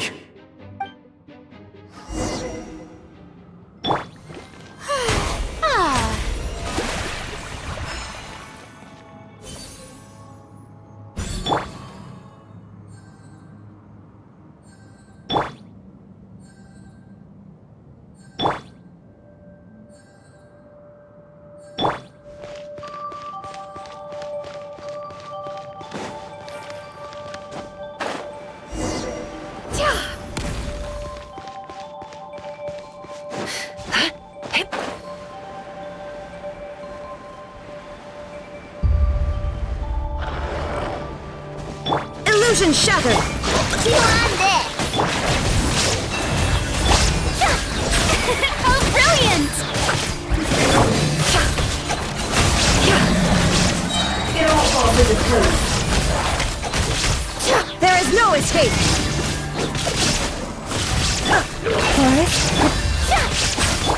It all adds up.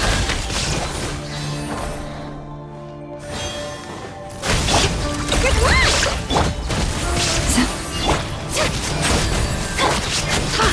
The deception ends here. No more lies. It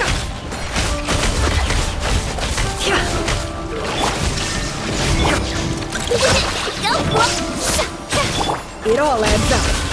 Time to come clean.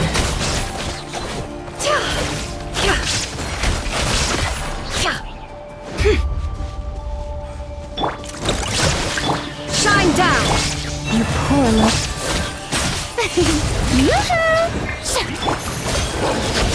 No more lies.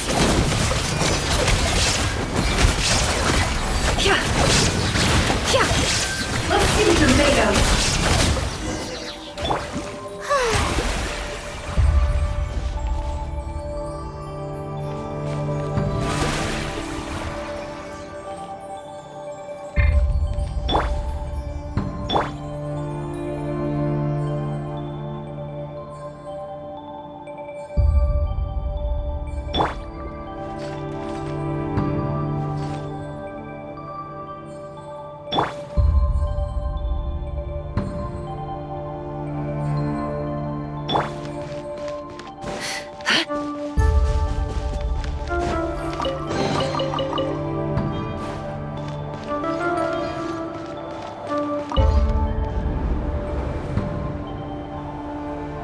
Monsters! At the Universitas Magistrorum? Why now? Oh no! They're coming! It's no use. The table won't hold out much longer. The weapons. Where are the weapons? Of course. All the lab equipment was upgraded after the inspection last week, but the new weapons haven't been allocated yet. I'm done for. Is anyone there? I need help!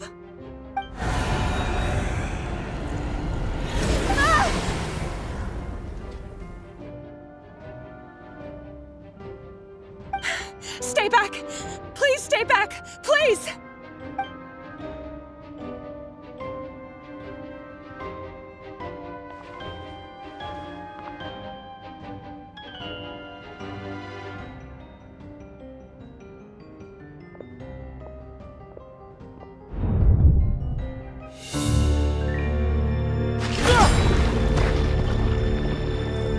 What's that? Reverie! So the rumors about your work are true. What? No! Listen, something happened at the palace tonight. We have to leave! You don't need to lie to me anymore. What do you mean? I know why you're worried, and I will respect the decision you've made.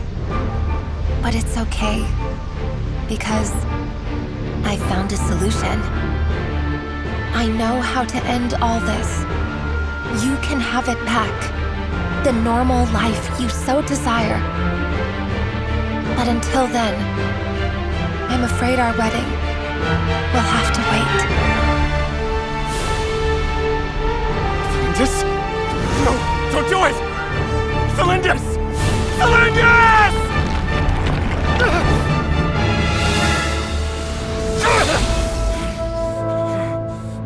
I told you, Reverie. Let her go.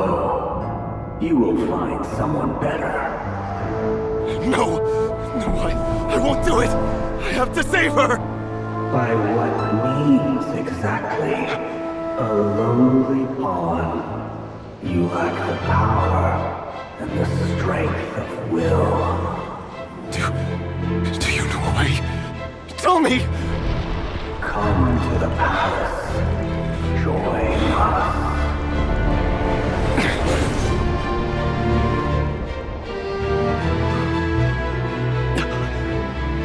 Reverie, thank goodness we... Step forth and take your share.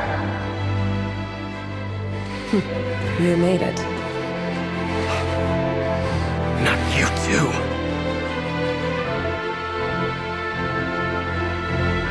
Hatred or grief, despair, desire. We all have our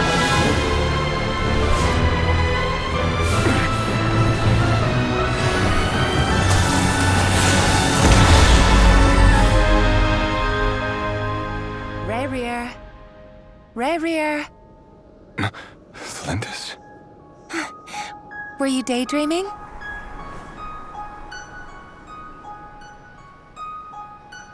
You still remember, Rerir? That question you asked me a couple of weeks ago? Oh. You mean the proposal? Yeah. I'm wondering, where do you think would be a good place to discuss it? Maybe in the garden? Or were you thinking a fancy restaurant? It's your choice.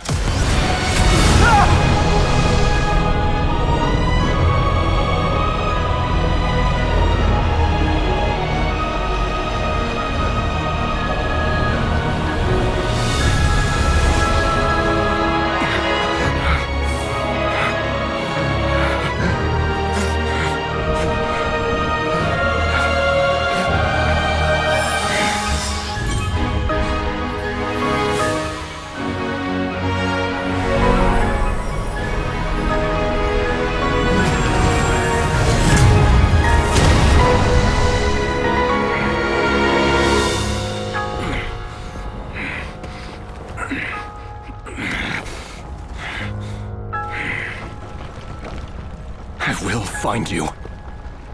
And then, you can give me your answer.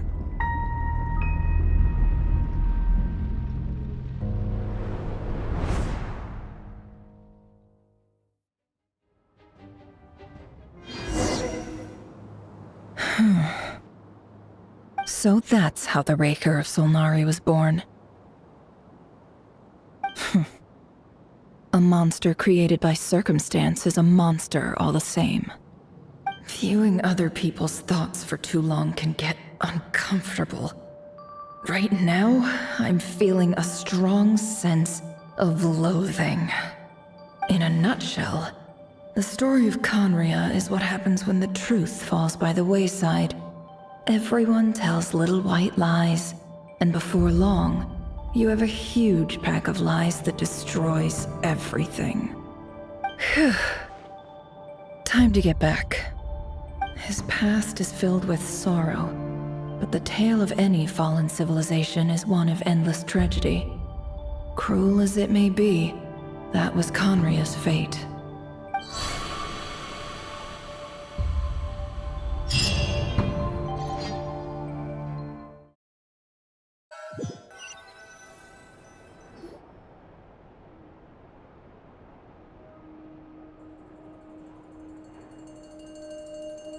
Everyone, I'm back. Can I get a standing ovation? Never! How are you holding up? Feeling okay? She's fine. Boss is a pro. Yes, I'm fine. You will have seen the events of Rerir's life through my thoughts. It's now clear that he is just a regular nobody, driven by personal tragedy, as he said himself. I mostly agree. There's only so much we can know about him from his memories alone, but they did give us a clear glimpse into his life in Conria. However, I would not consider Rerir to be a nobody. He was deeply involved in the events of that era. Yet, when the catastrophe of a generation strikes, nobody is safe. Sounds to me like you're speaking in riddles again. Is this you urging me not to abandon the people of Nodcry in their hour of need? That's not what I meant. Although I do hope you choose to remain a part of the plan. Without you, the mission ahead will be all but impossible. Then try to remember that I respond better to the carrot than the stick. And I don't appreciate being bossed around. Now, as for you, Missy, you were excellent. You stuck to the rules of the ceremony and kept your mouth shut the entire time. Bravo. Cool. So, can you fill me in on the deets now? Most of what I saw went right over my head. Patience. You'll hear the whole story, don't you worry. But let's meet up with the others first. It will save me narrating it twice. Yehoda? Yes, boss. Let me get that door for ya. That's more like it. For a moment there, I was worried you'd forgotten about the first clause of your employment contract. Forgive my curiosity, but what does the first clause say? It says I gotta do the annoying stuff that boss is too lazy to do for herself. Like opening the door, pouring the tea, yada yada. Is that right? If something is in the contract, it's because she willingly agreed to it. Rest assured that the Curatorium abides by the very strictest of labor policies. You don't seriously think I'm cruel enough to treat her like my slave? In any case, I've hardly shied away from my share of the work today. Hope I don't catch Flintz and Varka lounging about in their chairs, enjoying a leisurely cup of tea. There's nothing I dislike more than other people enjoying themselves while I'm hard at work.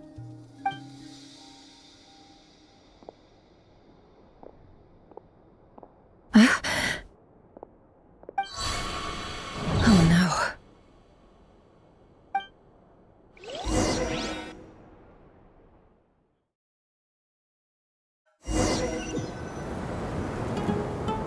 Sorry to disturb you, but we seem to have run into some trouble.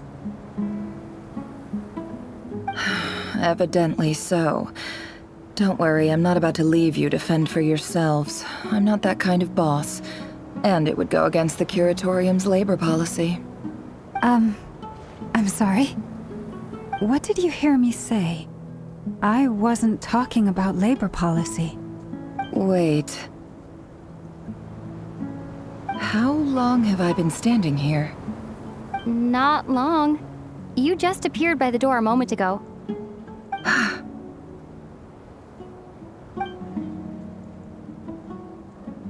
Boss, what's wrong?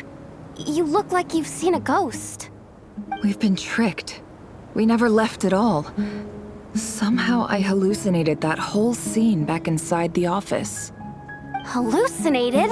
But how? How indeed. This place should heed my will alone. All thoughts and actions that occur in here are just a result of pawns moving across the chessboard in a carefully calculated manner. And nobody has access to this chess set but me. So you control everything in here? More or less. But yes, it's a special technique of mine. Has anything like this ever happened before? Only once. It was the first time I used the chess set. Is there any similarity between what happened then and what's happening now? I suppose my thoughts are a little turbulent, which was also the case my first time. Is there anything I can do to help? The first clause of your contract clearly states that I only need your help with things that I'm too lazy to do myself. Meaning you're not feeling lazy right now? Meaning this is not something Yehoda can help with. The chess set is a personal treasure that I alone understand. I must be the one to find our way out of here. Boss, it's fine. Really. Let me do something useful. Oh, listen to you. Whatever would I do without you, Yehoda? What? Really? Yes, really. Where would I ever find another employee as obedient and servile as you? God forbid anything ever happens to you. Okay. Well, anyway, I was thinking of fetching some water. There's gotta be a source around here somewhere. I suggest everyone finds someplace comfortable to take a rest. We gotta conserve our energy. Even though all this chess malarkey doesn't exist in a physical sense, mentally speaking, it's all real. And so is our tiredness and fatigue. You don't want to dismiss mental fatigue. Just because it isn't physical doesn't mean it's any less serious. But anyway, I got your backs, so don't worry about a thing. Don't I have the best employees? Jealous much? If we can find a suitable time, I'd love to borrow Yehoda for a day to help out at the Frost Moon Scions. Would you be amenable to that, Boss Nefer? Oh, Lauma. Have I ever told you just how pretty you are? Beauty runs from the tips of your antlers, to the depths of your imagination. Time to rally, everyone. Follow me. As we continue our journey, the same rules will apply. That means stay focused and no talking no matter what we encounter. And don't disturb the chess pieces. You have my word that I will get us all out of here.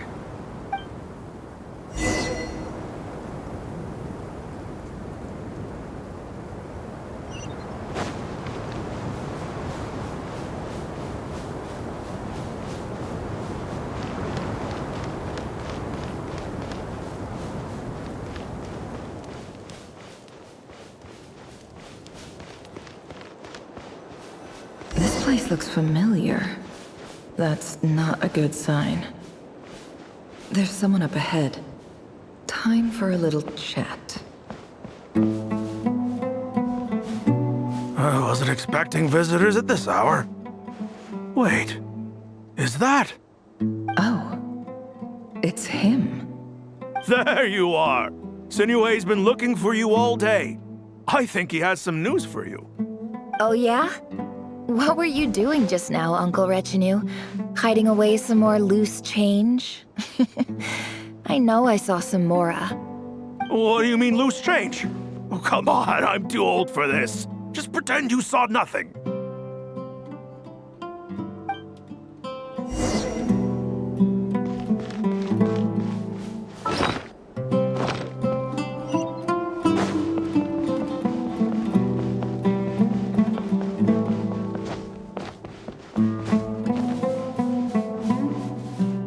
Hey, kid. Mind telling me what Sinuhe's been up to recently? I'm trying to get in his good books and I need a way in. Get in his good books? Why? What do you want with my dad, Uncle Apepi? I've written a new song. I was hoping to showcase it at the next festival, but I'll need his approval. A new song, huh?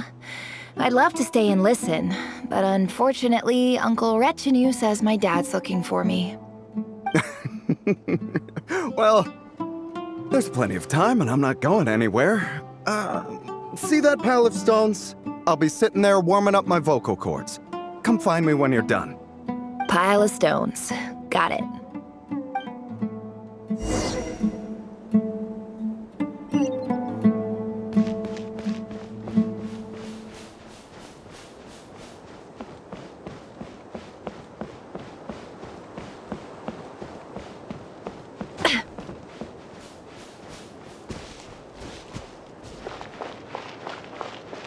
Hi, Dad. Uncle Retinue said you were looking for me. Ah, there's my little princess. If you'd gotten back just a little sooner, you could have shared the spoils of war with me. Spoils of war? Who were you fighting against, Dad? It was just a figure of speech. The aftermath of a sandstorm is no time to be waging war. I was talking about our war against thirst. I went out to fix our water supply problem, and now I'm back. Which means... We have a well again! That's right. I found a new one and brought back as much water as I could carry. It should last us for a good while. If it wasn't for these blasted sandstorms, our wells wouldn't be caving in. You wouldn't be spending all your time out searching for new water sources. As the chief of our tribe, I'm supposed to be leading us out of hardship and poverty, onto better things. You know how prosperous our ancestors were. I've told you all the stories. And look at us now, squeezed into these hovels. No one would choose this, if it wasn't for the endless wars over the years. But things are looking up. I started working with some folks from the academia a few months back. They gave me some contacts in return for my assistance in the desert. So you're the academia's helper now? Special ambassador, they call it. Think of it as a partnership. It's nothing bad, okay? We've been isolated here in the desert for too long. Seeking opportunities elsewhere is the best thing for us, and the fastest way to progress. So, do you get anything good out of being a special ambassador? Of course. My luck's improving all the time. One day, I swear I'm gonna lead us out of this place. We'll find somewhere new. Somewhere better.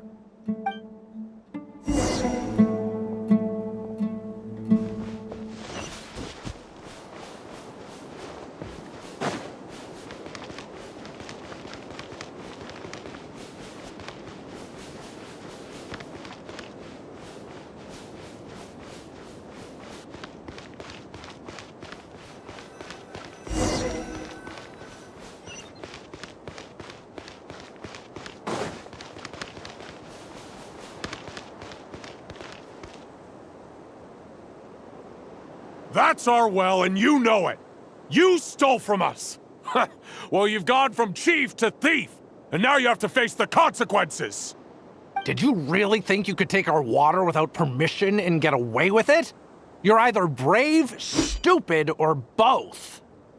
And that Special Ambassador Act? Yeah, nice try! We spoke to the Academia. They said it was all news to them! You're a liar and a cheat!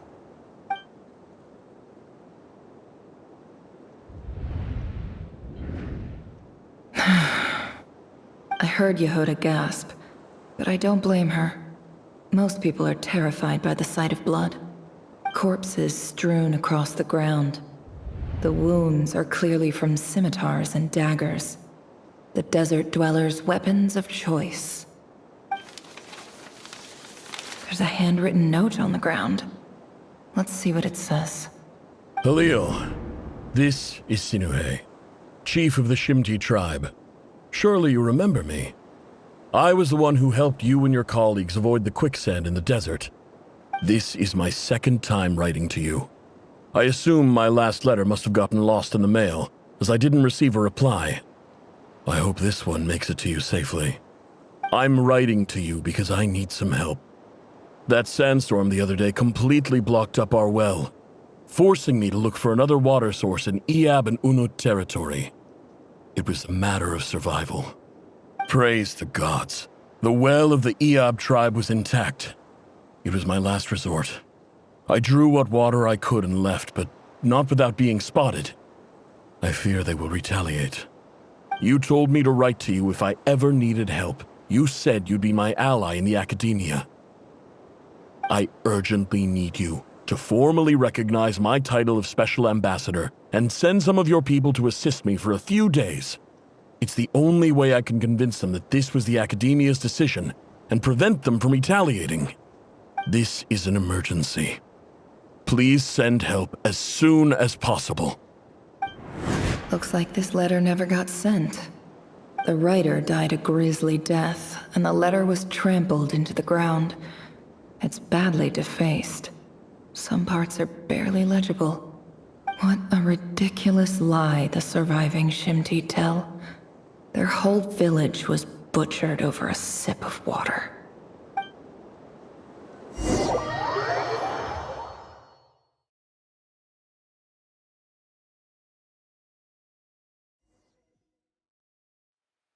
Ah, officer.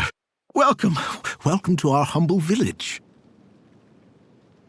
I thought you would at least have the courtesy to provide some respectable libations. This is the finest wine Aru village has to offer. I promise.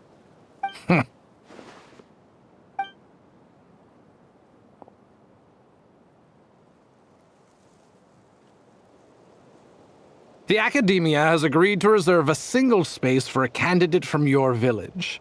But I remain skeptical of this entire endeavor. I highly doubt anyone in this desert possesses serious academic potential. Please, have faith. If not in us, then in our god. The child we found shows great promise. I beg you, take her away from this place. Give her a chance. Don't let her talent go to waste. I don't recognize her.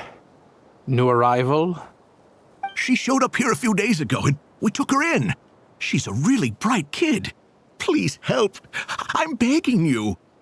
So, where are you from? Nowhere special. Just a sand dune. What about the rest of your family? How many of you are there? Just the one. It's only you? Correct. So, no brothers, no sisters, no mother or father? Any who have slept on a bed of sand, I call my brothers and my sisters. Apart from that, I have no family. All right. Get over here. Sign your name on the form.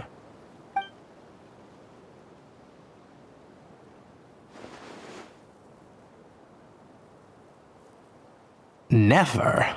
You're rather fair-skinned for a desert dweller.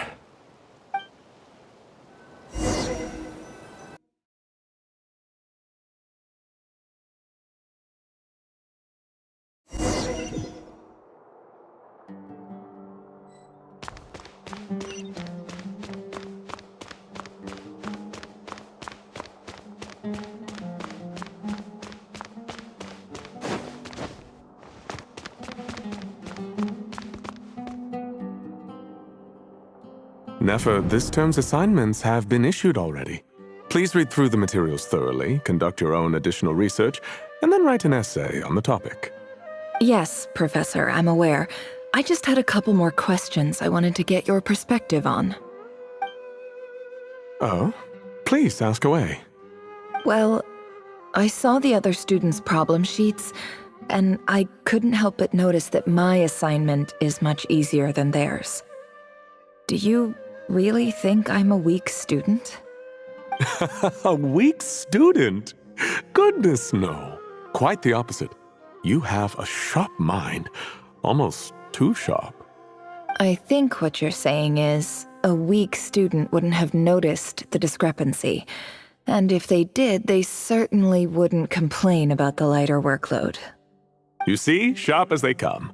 You see things the way they are, and I'm sure you know why they're like that. Because of where I come from. Because I'm different. I'm sorry, Nefer. I don't like it any more than you do. It's just... Anyway, you said you had a couple of questions. What's the other one? I wanted to check. If someone sent me a letter to the academia, where do I go to collect it? Ah, your family wrote to you. Well, as long as they put your name on the envelope, someone should hand it right to you. Not exactly.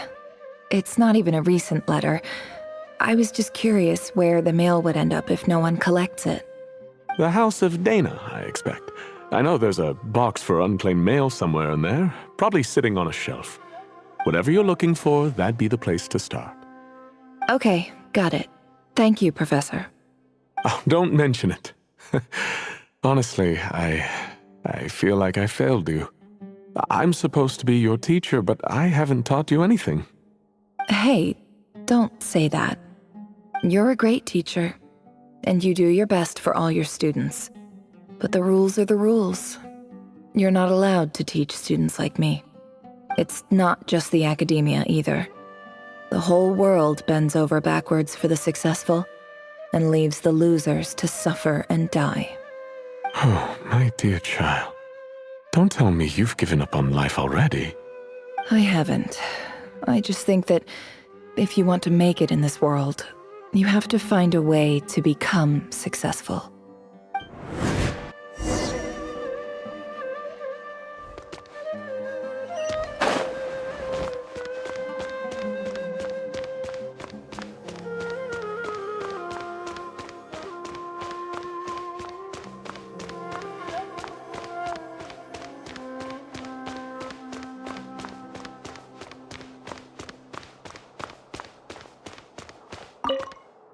This must be it. A big cardboard box full of unclaimed mail. And probably some letters that ended up here by mistake, too. Let's take a look.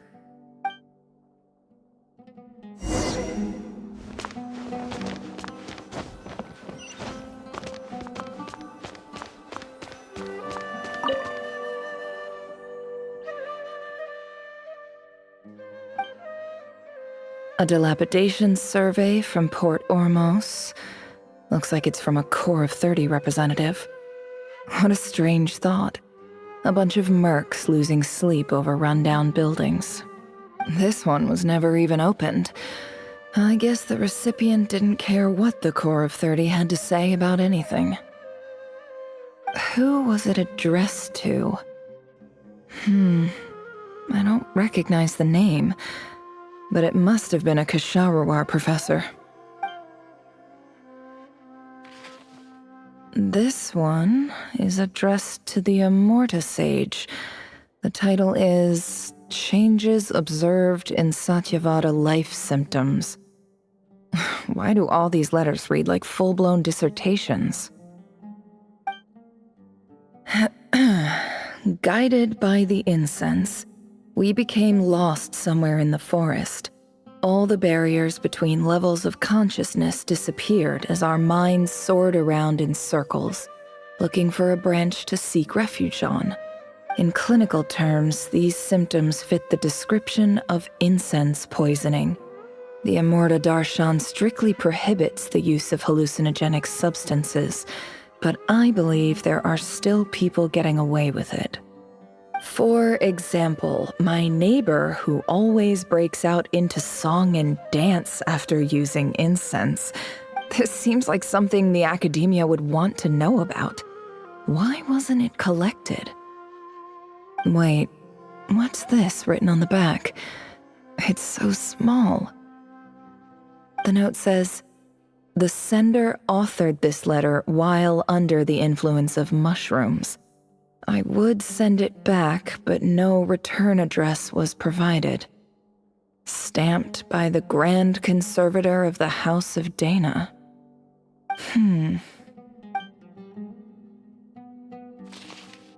This next one is addressed to Grand Sage Azar. A few words of protest regarding recent changes in Sumeru's educational policy. In recent years, the academia has taken on a small number of students from the desert region, as per the policy to this effect. However, it appears to me that these students have not, in fact, been provided with educational opportunities that are, in any meaningful sense, equal to those enjoyed by their peers. As well as receiving dumbed-down assignments and perfunctory tutoring, they do not even have full access to the Akasha system. Education is the fundamental purpose of this institution, which should go without saying in a nation whose founding virtues are knowledge and wisdom. I ask you, is the lip service we pay to the policy of education for desert students truly the standard of pedagogy to which the academia aspires? As Grand Sage, policy decisions are your prerogative, but do not forget your roots. You and I were once students too, as was everyone else in this institution. I do hope you will give some serious attention to this matter. I encourage you to discuss issues like this with myself and others, and listen to some alternative opinions. Great letter. Shame it didn't get to where it needed to go. And the sender is... Sage Cyrus of Spontamod. I didn't realize anyone else even knew how bad students like me have it in this place. So this is where letters from the Sage of Spontamod end up? Nice one, Grand Sage. Really whatever. This isn't what I came here for. Moving on. I'm not exactly holding out hope that a letter sent from the desert would even make it here. But if it did, where else would it end up if not in this box? I can't believe how much discarded mail there is. Must have been years since someone last went through it all. And this is just one box. The whole House of Dana is boxes on shelves. I don't believe for 1 second that any human being has sat down and read through all the documents in this place. Who has that much free time on their hands? Wait, could this be it?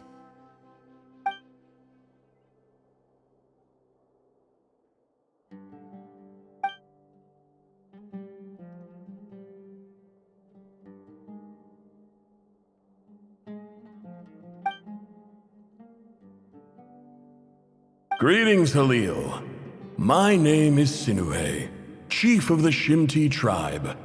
I was the one who came to you and your colleague's aid when you ran into trouble in the Great Red Sand. I don't know how well you remember it now, but I brought you to safety and gave you some water and other supplies. You seemed very pleased and told me your name. In my tribe, learning a person's true name is serious business, and I therefore see you all as friends.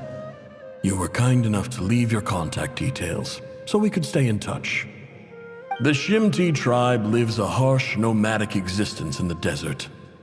You were sympathetic towards my plight, promising to make me a special ambassador of the Academia and help us find a way to make a better living.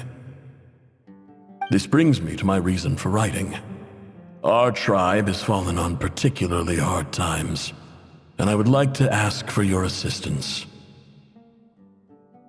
There was a terrible sandstorm a few days ago, which blocked up the well in our land.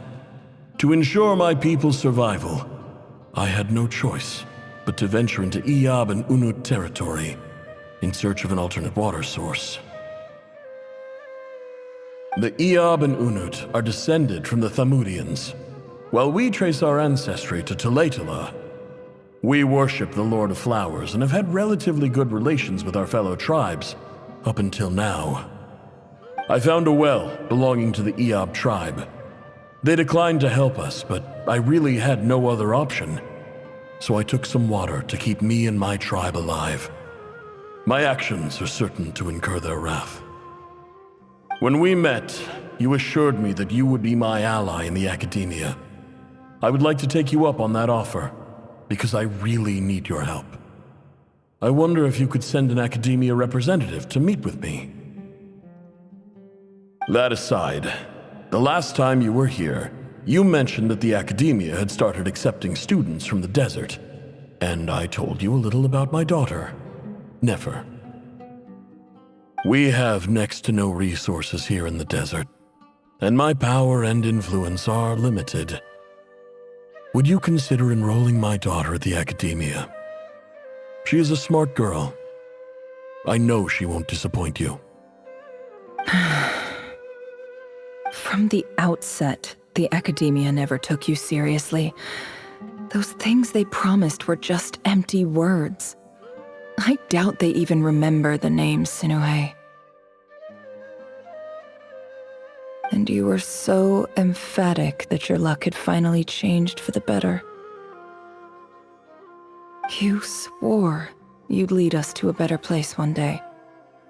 You spoke with such conviction, like you were the most powerful chief in the whole desert.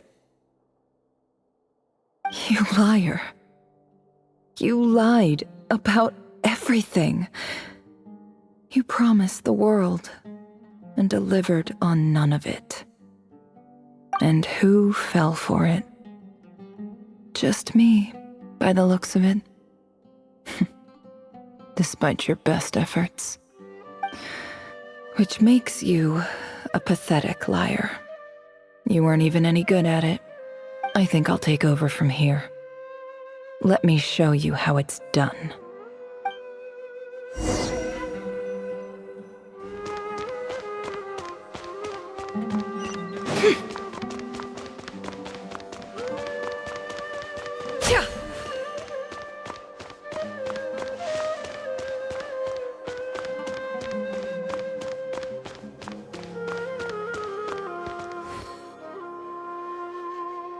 I just came to say goodbye. Thanks for everything you've done for me in my time here. Nefer? You packed your bags. Where are you going? I'm quitting. Something's come up in my hometown. Gonna head back and deal with it. Huh? But... But this was a hard-won opportunity for you. You know that better than I do. It was. But it doesn't matter. I have more important things to deal with, and they can't wait. Oh, and I didn't want to overfill my bags, so I left some incense on your desk.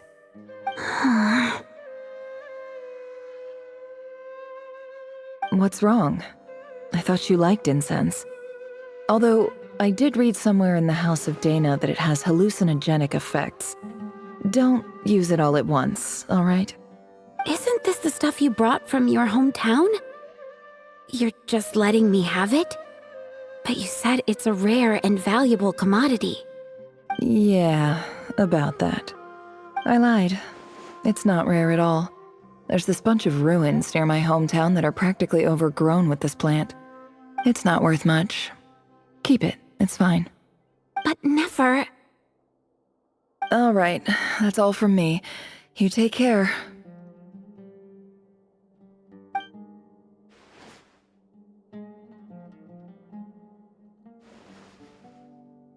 Don't forget me, okay? I mean, we're more than just classmates, right? We're friends. Yeah, I'll remember you. I lied again. That incense is worth a fortune, and it's a rare find even in those ruins. And as for remembering her, I have far too much to do when I get back. No time to reminisce. I'll be lucky if I even make it through this alive. But either way, I expect I'll forget you pretty quickly.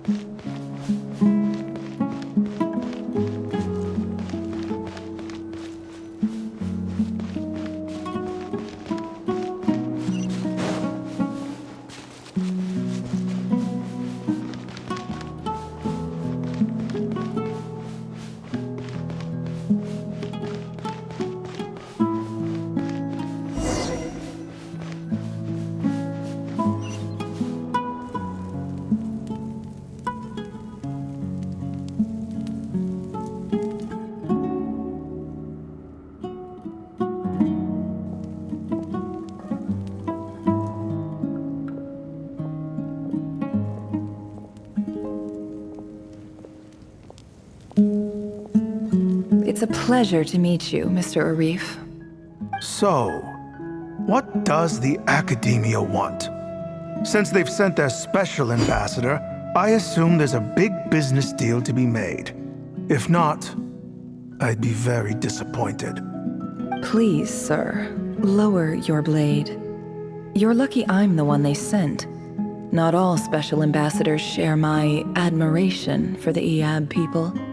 The ever-shifting balance of power in the desert reduced the once great civilizations of this region to rubble and sand. But the story of the Iab has a very different trajectory. Others grew weak, but you grew strong, beginning in obscurity and moving to prosperity. You're the only ones who defied the trend. Huh. So, you do know who you're dealing with? This well is the perfect symbol of your strength, is it not? It used to belong to the Unut, but it looks like you have control over it now.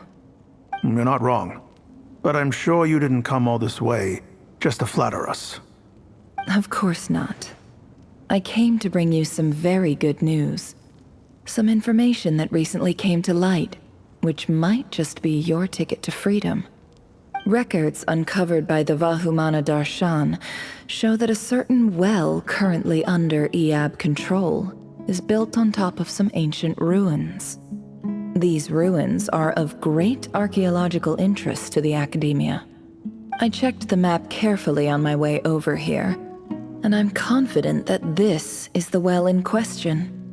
The Academia is offering 50 million mora in return for excavation rights. 50 million? No, wait.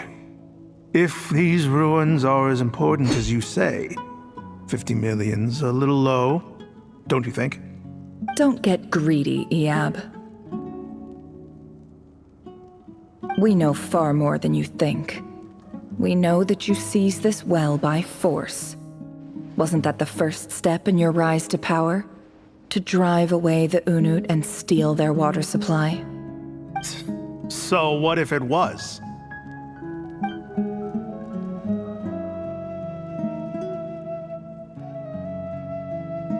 Don't worry. As unscrupulous as it was, it's something we're willing to overlook. The Academia is only interested in dealing with the de facto power holders in the region. I hope I am making myself clear. And I hope your words are the truth. If I find out the Academia is trying to play me, I'll hunt down every one of your people and make you watch as I cut their heads off one by one. I assure you, Chief, that would not be in your long-term interests. You don't want to make an enemy of the Academia. You see how I'm dressed, don't you? I appreciate that you've never been to the rainforest, but surely even you recognize an ambassador's attire when you see it. And what does a barbarian like you have to lose anyway? You really think the Sumeru Academia would bother to come all this way just to lie to you? We have more important things to worry about. All right, I take your point. The Academia is the highest authority in the land. I'm sure you're trustworthy people. In that case, we have a deal. We will sell you the excavation rights. I'd like to thank you, Ambassador. This is good news indeed. Excellent news. In fact, it calls for a celebration. Would you do us the honor of staying a while and enjoying some Eab hospitality? Gladly. I am partial to wine myself, and I trust you are as well. So let's indulge in a few drinks together, in celebration of this momentous occasion.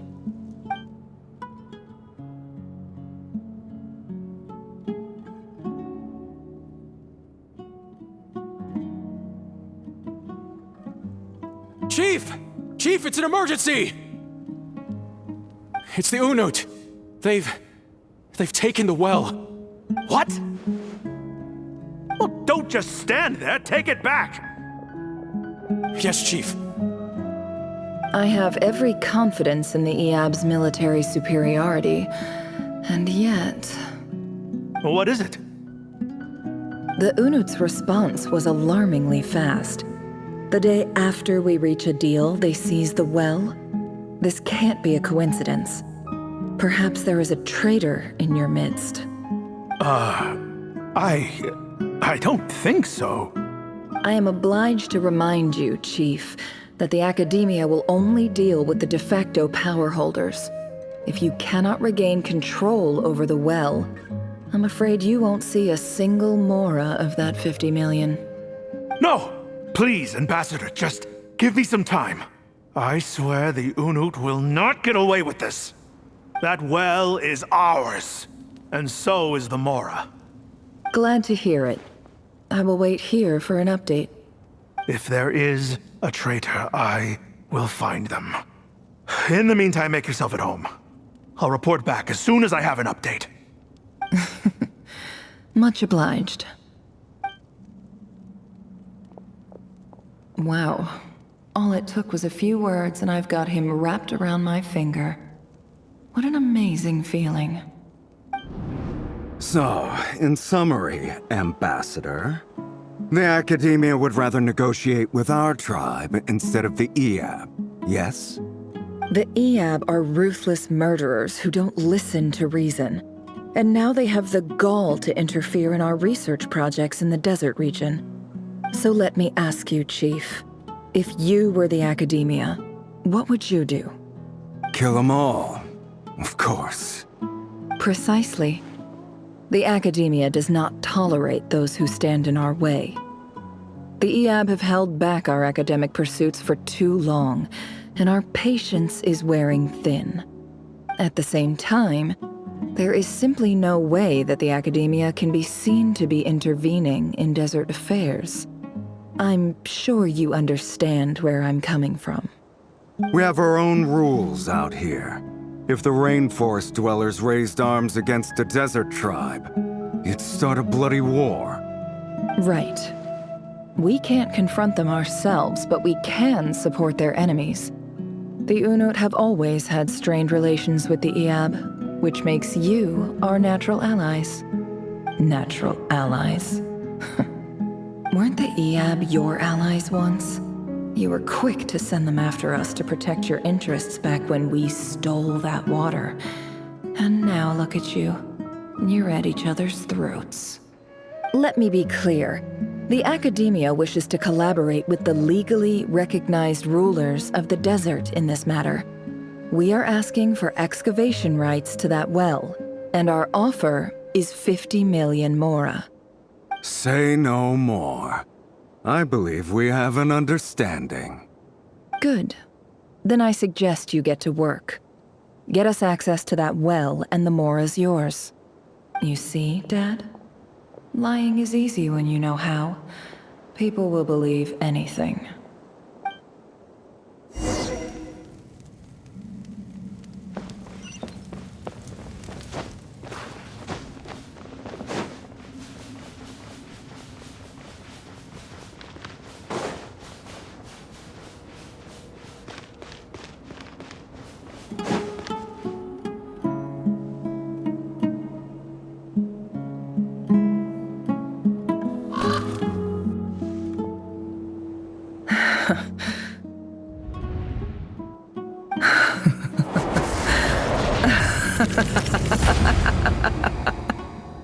Look at yourselves.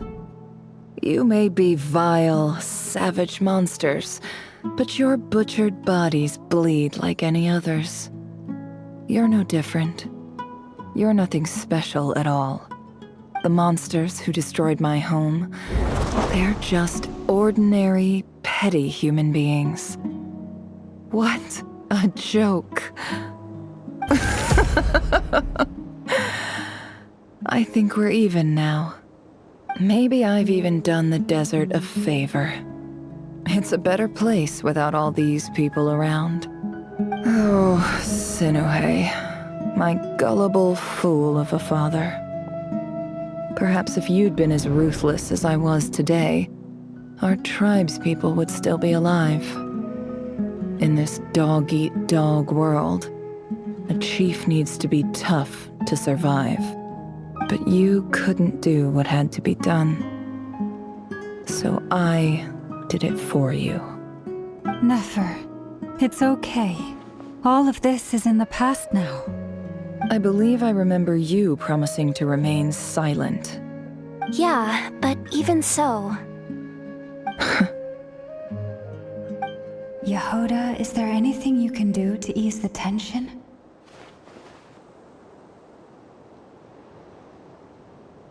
Alright, time for a sharp turn onto a completely different topic.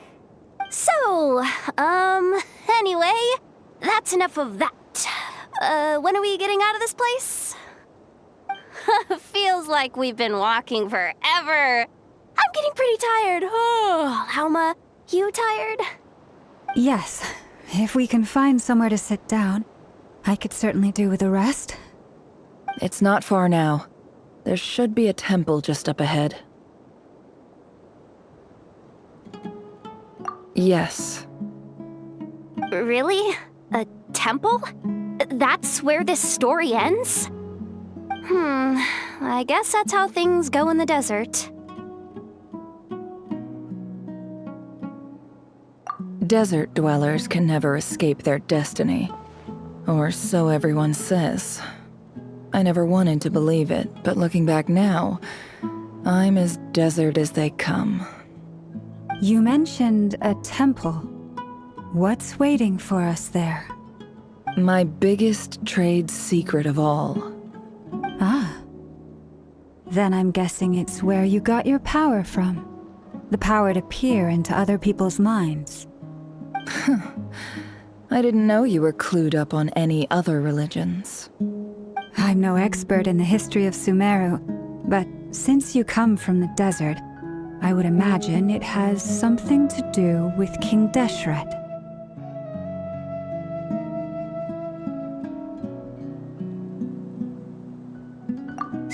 sounds impressive.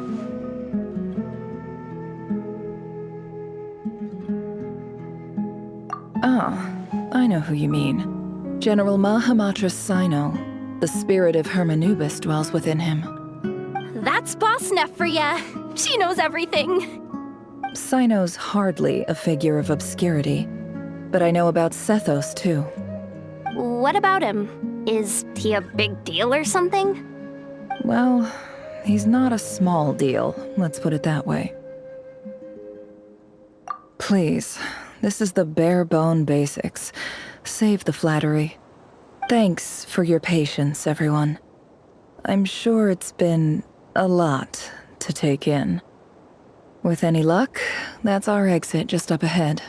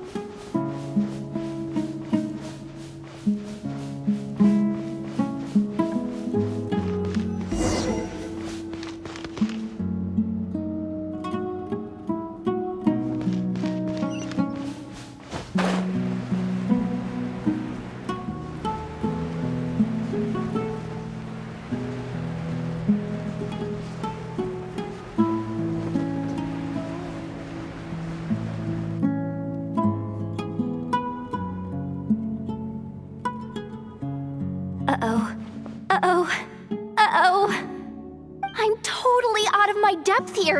I don't have anything to add about any of this stuff. Like, look at that statue, for instance. I want to do the whole name-dropping, this girl knows her stuff thing too, but I've never seen anything like it before. A statue with the head of a bird.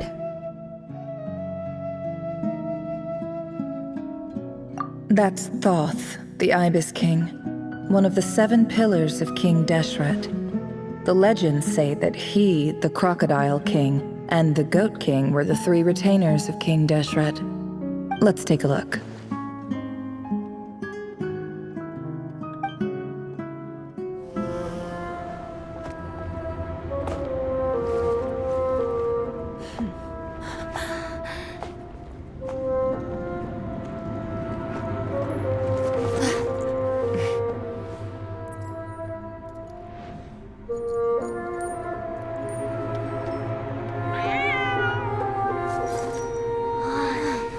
It's just Ashru. So, all is well?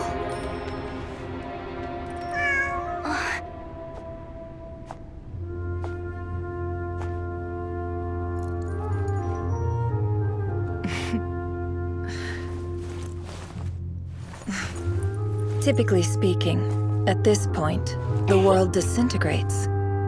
Then we find ourselves back in the outside world. Besides, these are my memories. There's nothing to fear. You're sure? Of course. It's almost over.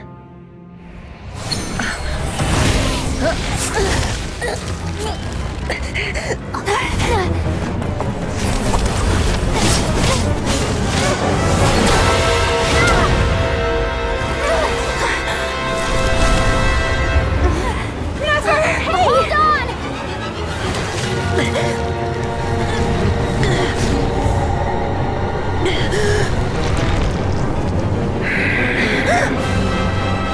Knowing too much is always a death sentence.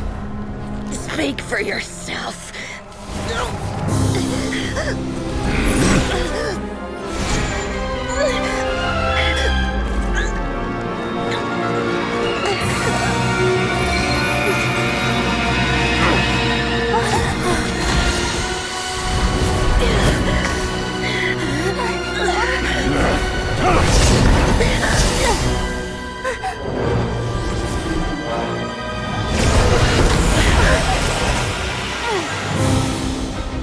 How repulsive.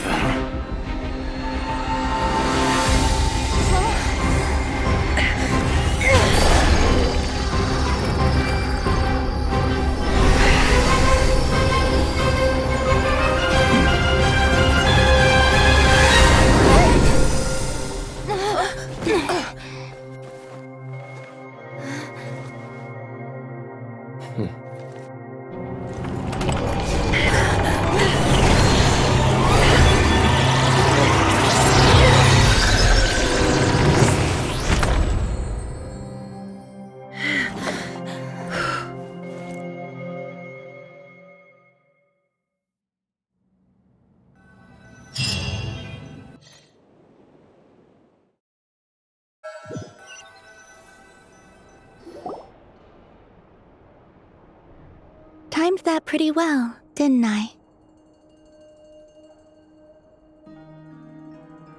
It's okay. I'm just glad no one was hurt. Paimon noticed you doing something too, Dainsleif. Were you helping get them out? Of course. When I asked Nefer to conduct this investigation, I was not naive to the dangers involved. I had a duty to ensure your safety. Good to know your sense of justice is still intact after all these years. I take that to mean that you saw the truth. That comes as a great relief. I certainly did. And thanks to your help, I also managed to trap Rerir inside the chess set. Whoa, really? How'd you manage that? Well, to be honest, I sensed that something was wrong long before we made it to the temple. By using this fragment to probe into Rerir's past, well, the monster formerly known as Rerir, it seems I alerted him. I was tracking him, then he caught on and started tracking me too. Can't say I'm surprised. But how did he track you through your thoughts alone? That shouldn't be possible. Rerir was a secret agent who reported directly to the Vinster King. He is an expert at finding a trail and hunting down his pursuers. No wonder. He infiltrated the chess set, read my thoughts, and built a new virtual chess set inside of it. That's why we weren't able to leave at first. Speaking of your chess set, it's quite a remarkable item. Would I be right in thinking you have some connection to King Deshret? You overestimate me. I only have a connection with one of his underlings, the Ibis King. You all saw how this came to be. A long time ago, the Iab massacred my tribe, the Shimti, in our home village. A few years later, I enrolled in the academia, where some new information came to light. The Unut and the Iab fought a bitter battle over the rights to a well, all for the sake of a non-existent 50 million mora. The Iab ultimately won that confrontation, but their victory came at the cost of almost every warrior in the tribe. The final blow to the Iab came at the victory feast, when an Unut assassin beheaded their chief right before my eyes. The remaining Iab fled and have been scattered to the winds ever since. Having gotten my revenge, I returned to my hometown, where to my surprise, the nearby temple was still standing. There it was, seemingly immune to the relentless hostility of the desert, while my tribal home lay in ruins. As I stood there gazing at the temple, I noticed a cat just outside. This cat, as it turned out, was home to the spirit of the Ibis King. He led me to a gate deep inside the temple, and there he made a deal with me. This chess set is my gift from the Ibis King. The chessboard within is made to the same specifications as the one in the mausoleum of King Deshret, and represents his power of piercing analysis. With this chessboard in its container, I gained a certain ability to perceive hidden secrets. Now, you could conclude that the Ibis King simply wanted to give the people of this world the power to seek the truth, but I don't believe that's the full story. Every god plays favorites.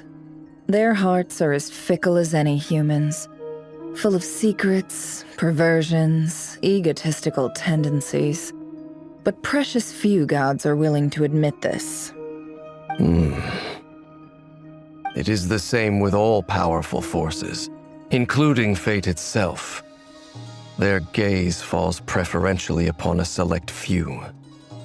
As you rightly point out, this is an act of favoritism. If you're alluding to the Abyss, then yes, I agree.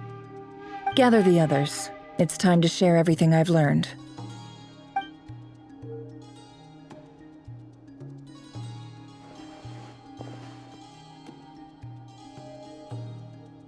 Thank you all for being here. As promised, I did some further investigating into the Reicher of Solnari's background. I am pleased to report that the investigation has been most fruitful indeed. The Reicher of Solnari, real name Rerir, was once a Conrian subject who served the Vinster King. I will now share the important details of his story. Please save any questions or comments for the end.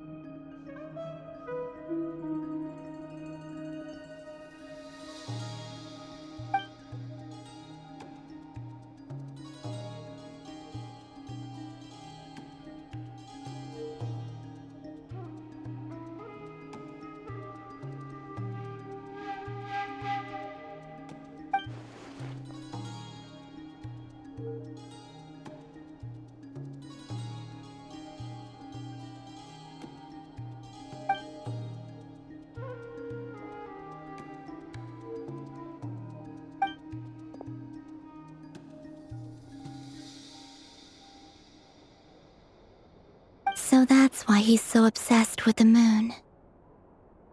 A tragic tale, to be sure. But it does not excuse his many transgressions.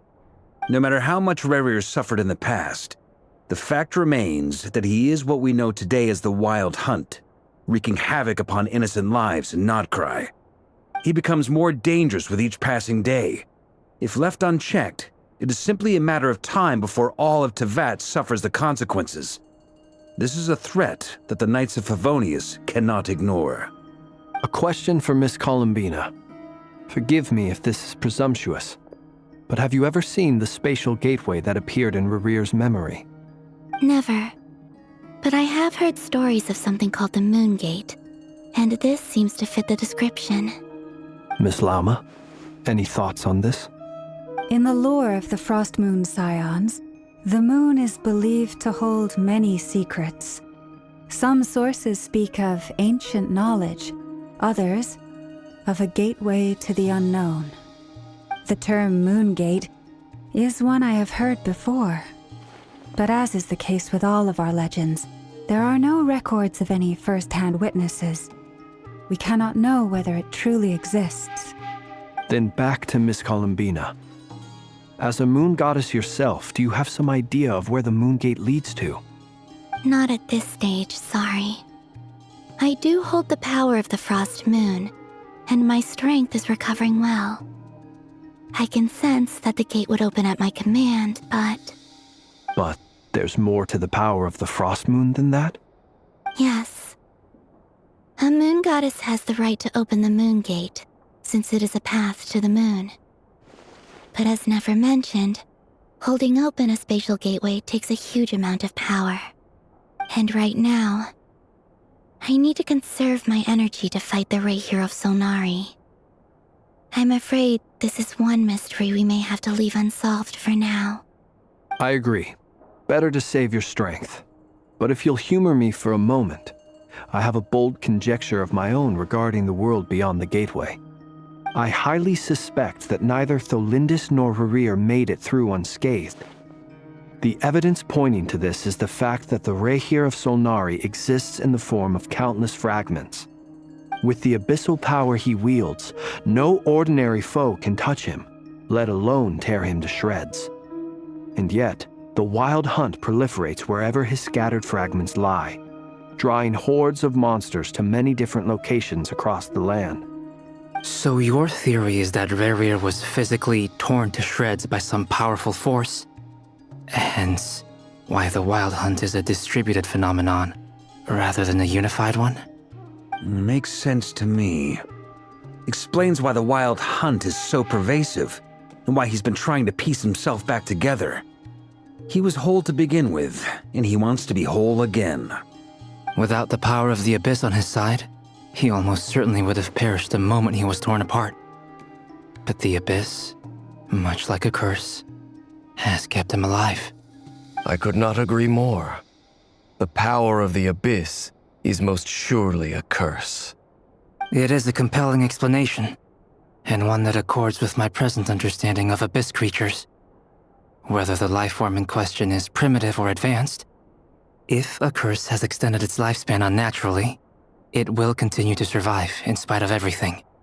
This raises some interesting questions. I will run some experiments and see if there is any validity to my suspicions. That being said, regardless of whether my research bears fruit, I would like to thank Miss Nefer for conducting such a thorough investigation. Already, it has greatly enriched my understanding of the entity we face. My pleasure, Mr. Albedo. I too hope that the information I have shared today proves useful as we look to formulate the next stage of our plan.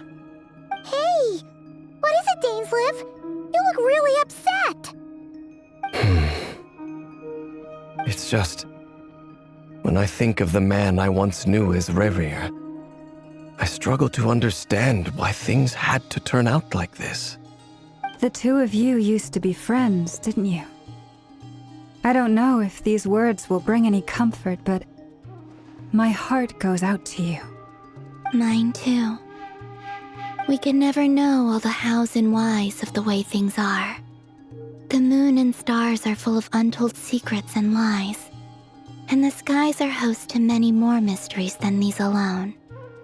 Yet, none of that can begin to compare with the complexity of human life. Those are the first comforting words I've heard in a long time. Thank you both. Well, I think this is a good place to end today's meeting. I'm sure Nefer needs some time to recover. She's been through an awful lot today.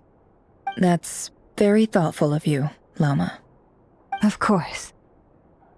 Sounds good to me. Take some time to rest and digest before we reconvene to nail down a plan.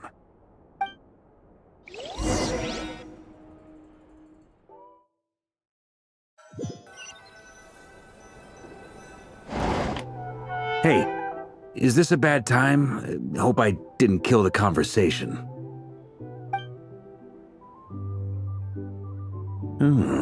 Nice room. Oh, I'm not coming in, though. Why not? It's just a hotel room. If it's all the same, I'll just stay out here. I might not look the part, but I'm technically a knight. Barging into people's private quarters isn't the kind of thing we do.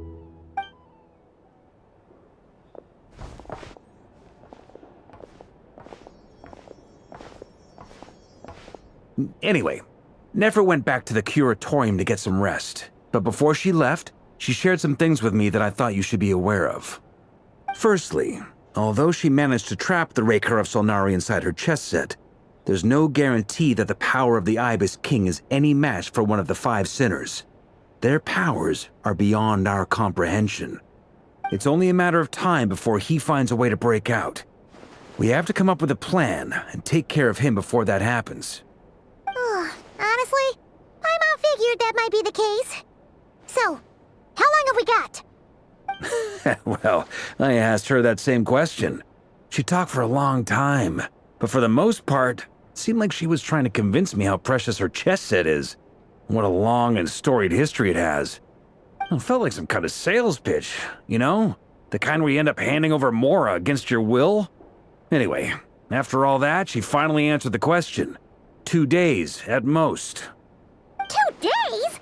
Holy moly! Can we even recruit enough help in that time? That remains to be seen. Which brings me to the second issue. Dainsleif is obviously conflicted about this whole thing. But given how little time we have, there's no way we can pull this off without his help. You have some history with him, right? Do you think maybe you could talk to him for us? Great. I appreciate it.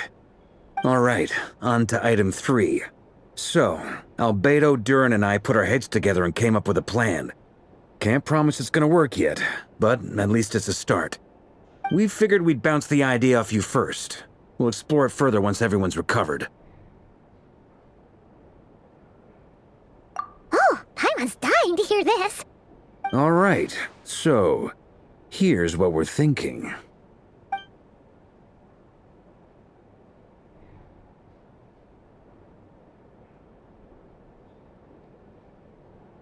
We felt a little uneasy about roping you into this. I mean, firstly, you're not locals, and secondly, none of us are your boss. You're well within your rights to refuse if you so choose. Roping us in? Why would you even say that? We know the stakes here. It's all of us against the Reher of Solnari, or none of us stand a chance. I choose my words very intentionally, I'll have you know. I like to think there's an art to striking a down-to-earth tone even when the stakes are through the roof. Sir Varka, I have a few thoughts about this plan. I'm all ears. I think we can be more flexible with how the roles are allocated. In my view, the most sensible lineup would be like this.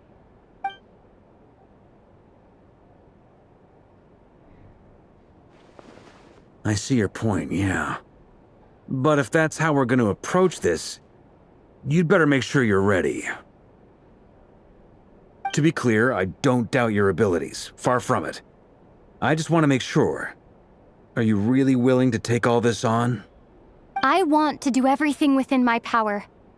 The Rehyr of Solnari is a truly fearsome opponent, and if I do my part, it'll greatly reduce the risk for everyone else involved. Well, that tracks with what I've heard. Jean's mentioned in her letters that you're so diligent it's almost abnormal. As in, most people weigh up the risks and rewards in situations like this. But you seem to just march towards danger without a moment's hesitation. Of course, everyone appreciates a fearless pioneer. But all that aside, I'm the Grand Master of the Knights of Favonius, and you're our honorary knight. I want to make sure your courage doesn't come at the expense of your safety. Thank you, Sir Varka. I should be the one thanking you. It means a lot to have you on board. I'll give some serious thought to your suggestions.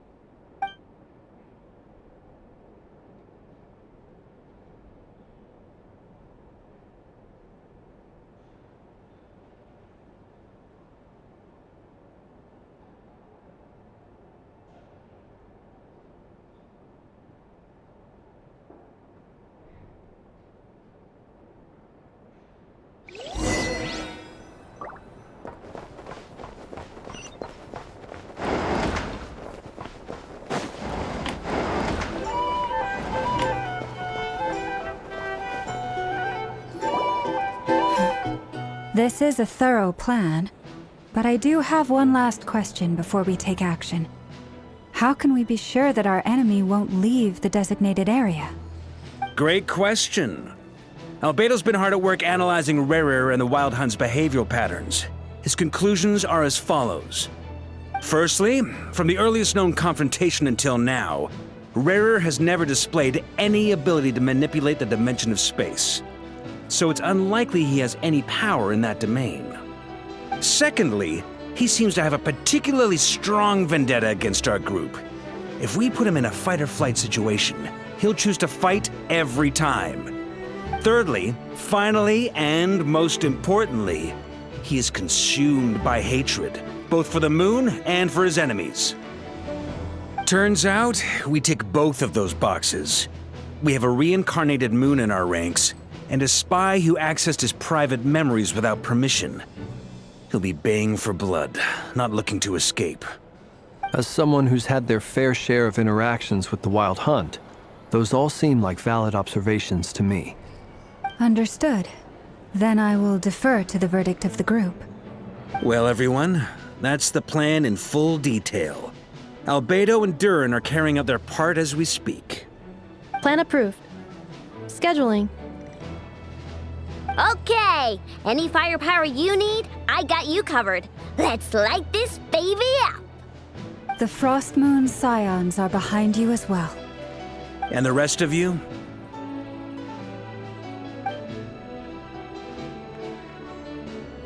No objections? All right, then it's settled. This is the plan we're going with. Next up, an old tradition of mine. Anyone who wants to back out, now's your chance. Wait, we can still back out of this? Everyone says things they regret, right? I don't want anyone feeling trapped because their mouth said yes before their brain had time to think things through. A very people-first approach. I hear that's common practice in the Knights of Favonius. Heh. Who'd you hear it from? D-Luke? Shh. We don't use people's real names at work. This contact will be known only as Owl, please and thank you. This plan can only work if everyone does their part. Flint's and I will absolutely support it. We shall indeed. You'll be glad you accepted our help. Also, you are the last person I expected to see here, Miss Dory. It's not often I get called Dory in a work context.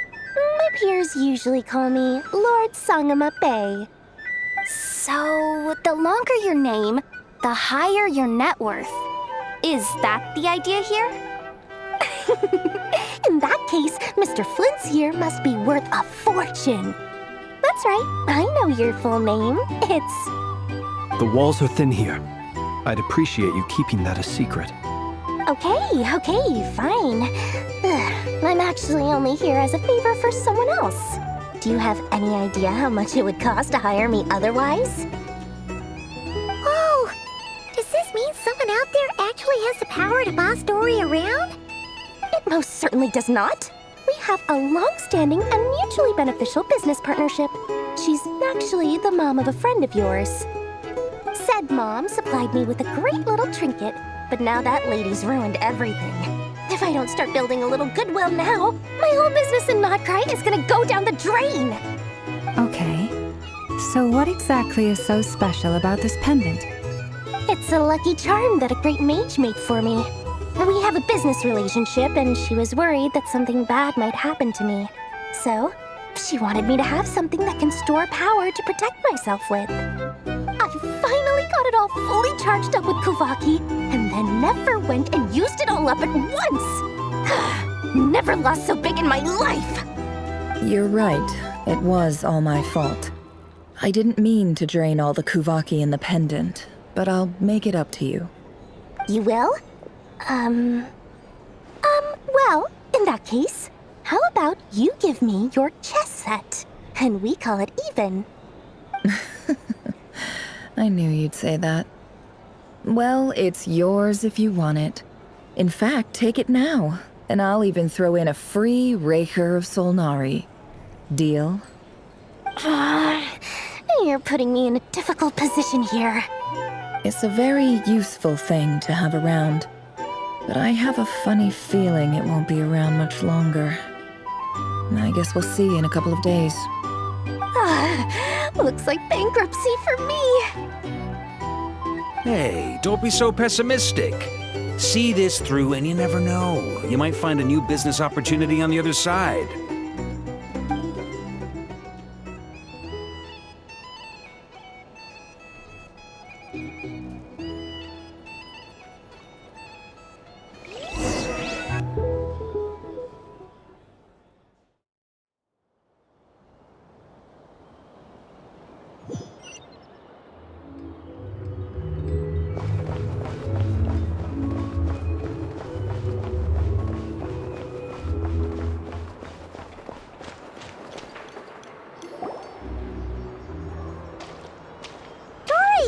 How are things going? Feeling ready? Oh, I was born ready. We only have 2 days. You think Lord Sangama Bay would let an opportunity like this slip by? Don't forget, when something's in high demand, the people with the goods on hand get to charge the highest price of all, even higher than the sellers taking advance orders. Ta-da! See? It's right here! Ah, it's so pretty! Did you make it? No, I have a supplier. We go way back, so he made me a very attractive offer. Aha! No wonder you were talking about lucky charms at the meeting. You've been getting Kaveh to make them for you. That's not the full story. It actually started a while back as a project between me and the Dendro Archon. Mage Alice once warned me that this world won't stay safe forever. There may come a day when everyone faces a great crisis. I passed this on to the Dendro Archon, and she secretly brought together a research team made up of Sumeru's top scholars to invent a technology that could keep people safe. I won't go into the details because it's all very complicated, but if you want to know more, you can ask the Dendro Archon about it sometime. Anyway, point being, it was the Dendro Archon who asked Kaveh to build this little contraption. As one of the top Kashara War talents, he was the obvious choice. Took him long enough. He stressed over it for ages. Must have gone through at least a dozen designs before producing a final product. But that's Kaveh for you. Marak delivered it to me a couple of days ago, along with a letter from Kaveh. Could I ask why I'm sending this technology to you? And what's your proposed use case? Has it been approved by the relevant authorities? So nosy. My fault for sending him the research permit to begin with. Surely Nahida must have told him you were involved in this project. He was probably just nervous because you're always so secretive about your business. Could be, could be. Anyway, I just replied, let's hope there never has to be a use case, because it would involve grave danger. Fair enough. But it sounds like he was just being cautious. He probably felt responsible as the one who made it.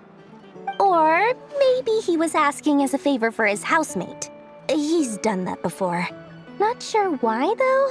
His housemate doesn't seem to really care that much about this kind of stuff.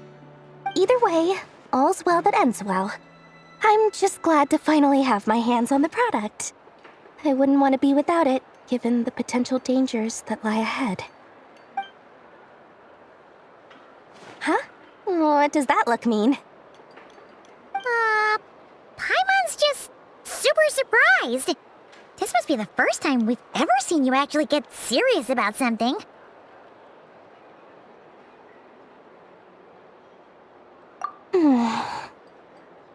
Well, a long time ago, I made a promise to myself. I promised that I was gonna live every day of my life with a big beaming smile. Obviously, Mora plays a big part in that. But there are always gonna be times in life when you have to give something back. That could mean paying back a debt, returning a favor, or showing some kindness. Alice has been a huge help to me over the years. She was the first investor I ever had. And I want my investors to know that Lord Sangama Bay is the best in the business. And more than that, no one knows what the future will bring. Whatever happens, I want to make sure the Dendro Archon and all of Sumeru is prepared to face whatever comes.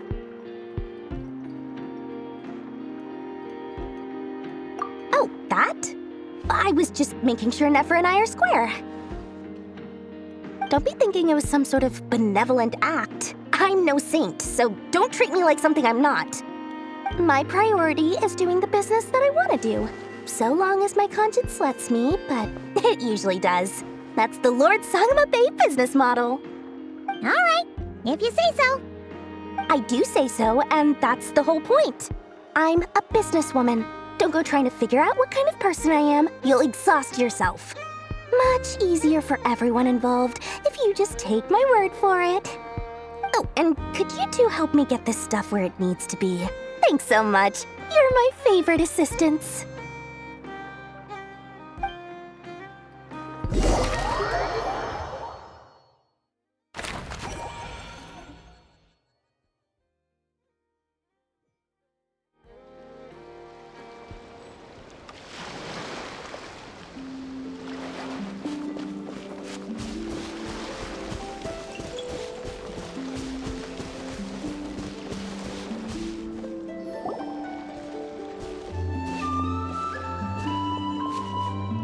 Traveler, Paimon, it's good to see you.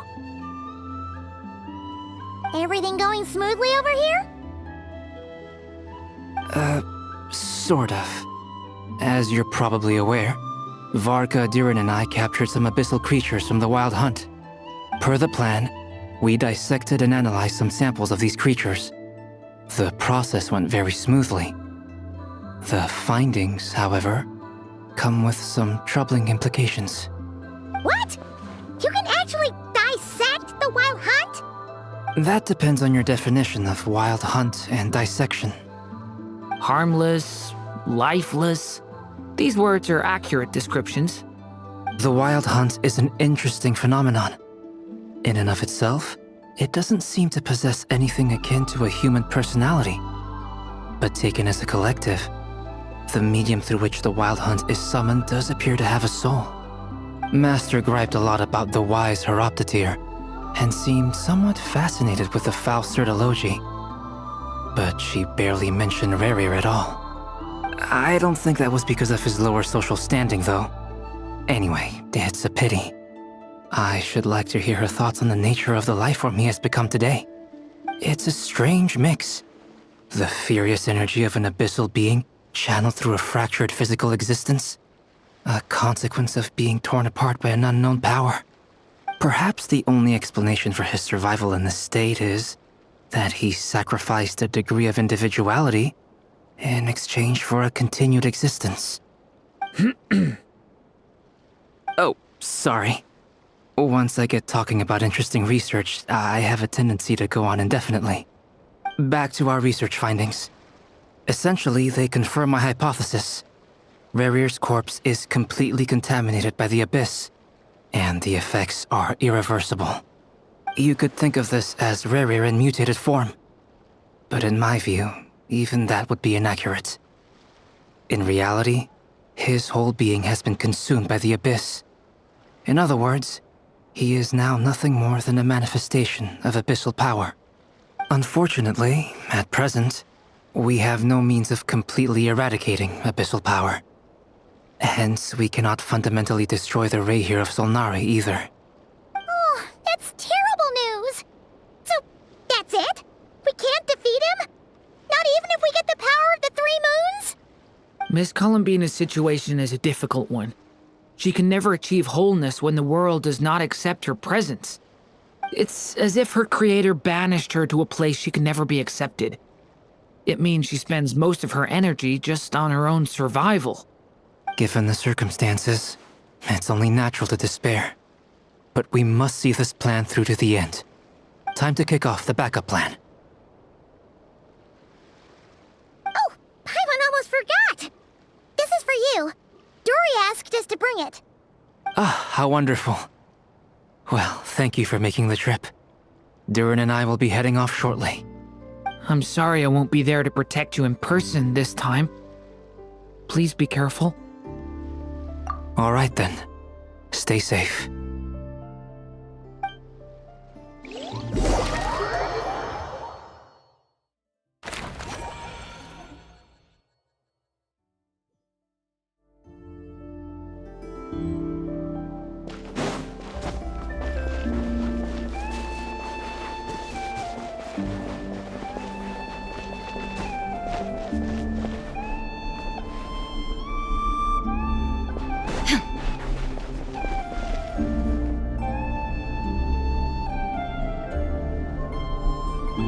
Miss Lauma, is everyone here?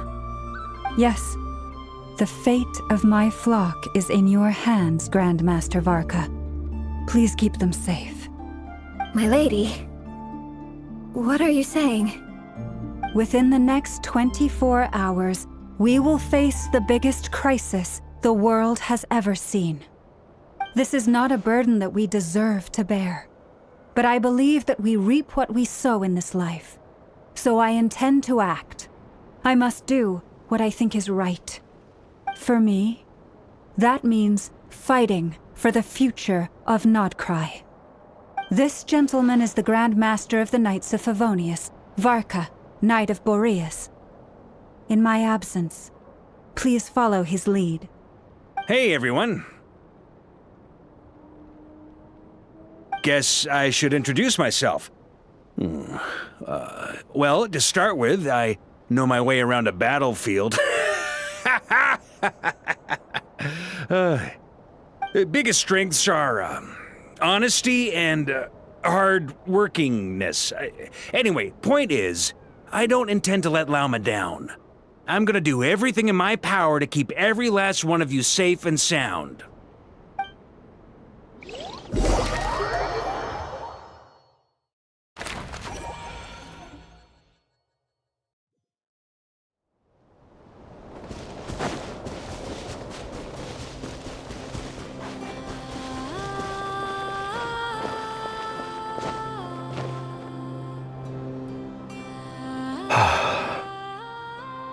something on your mind? Miss Columbina, was it? I believe that's how the others addressed you. That's right. Names are funny things. Have you always been called Dainsleif?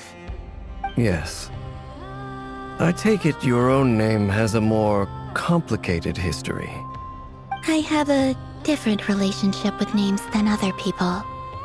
To be honest, I'm not even sure that Columbina is my name. At least, not in the same way that Dainsleif is yours. But it's what everyone calls me, and I go along with it. A lot of my life has been that way. I get so used to things that I forget to question why they are so. I never used to think much about where names come from, or what they mean to people. Maybe something's wrong with me.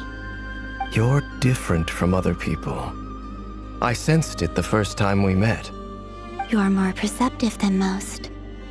I'm sure your long life and rich range of experience explains that. Do you ever find yourself missing Conria, Mr. Dainsleif? Difficult to answer. I have dreamed of the past many, many times. Sometimes I'm fighting tooth and nail. Other times I'm lying on the ground, defeated. I don't recall any happy moments from that time. It has been too long. Is that because hatred survives longer than love and affection? That would not be for me to say. I make no excuses for the grudges I bear. But whatever the reason, I remember little that was beautiful or sentimental. Thank you for your help with the Rerir situation. Without your efforts, I never could have learned the hidden truth of his story. You're welcome. I know he's your friend. Friend? He betrayed me. And I never really understood what he was going through in life. Some friendship, that is. Okay. So, do you plan to fight him with us? You see, you're torn. Now you know what really happened. You see the things he's done in a new light. I need some time. Of course. I completely understand. Anyone else in your position would feel conflicted too. Actually, I went through something similar myself recently. Something happened that changed my perspective on a situation. A situation I took for granted at the time, but now I feel very grateful for it. You mean the Harbingers who still support you, even though you've left the Fatui? Yes. I always thought they were only helping me because Harbingers are forced to work together. But then I abandoned them. A warrant was even put out for my arrest. And even now, they still support me. Which means I was wrong about them all along. Clearly, they view you as a friend. I feel a little guilty now. I regret not seeing her help for what it was, and not treasuring it. I see the guilt that you're feeling now, because I feel it too. Hopefully, talking about it will do us both some good. Have you noticed that the Traveler and Paimon are over there? I think they've been listening. Huh. Shall we say hello? Sure. Hello. Ah! They caught us!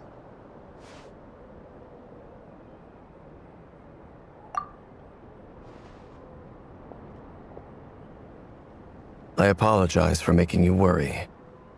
No doubt you wish to know where I stand on the plan to take down the Recher of Solnari.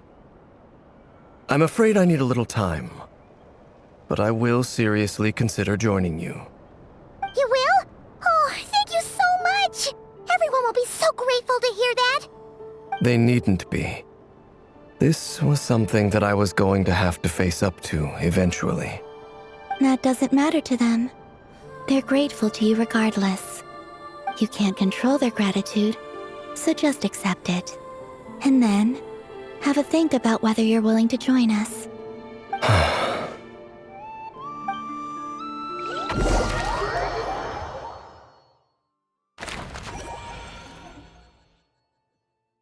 It's nearly showtime! Let's go rendezvous with the others. You know the place.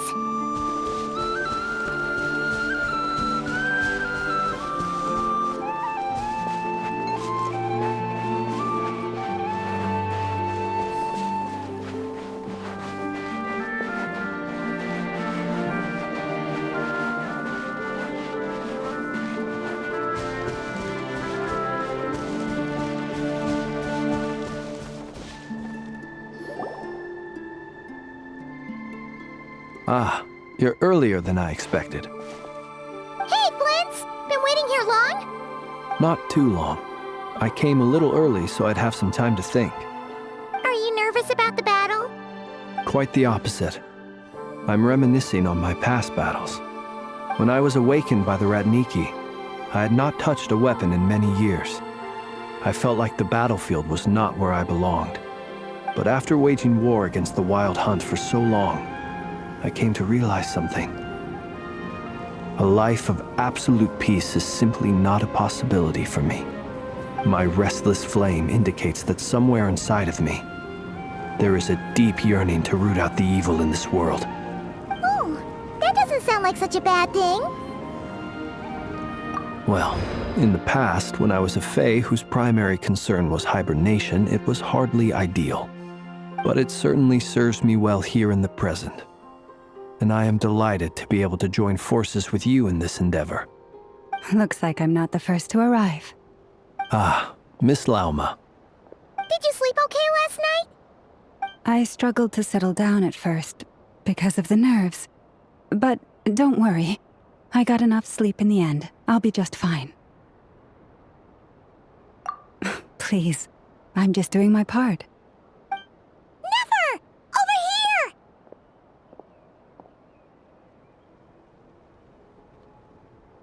Aino asked me to relay a message. She said Anefa will be on high alert and keep a close watch over all secondary districts where defense is required, providing support as necessary. Meanwhile, Aino herself will provide range support to us directly, using her latest invention. Excellent. My thanks to all involved. The chest set's looking a little unstable. It won't hold him much longer. We should be prepared to engage at a moment's notice. No sense sitting around waiting. Let's make the first move while we still have the option. I agree. Paimon, find a safe hiding place. Got it! Be careful, Traveler! I will.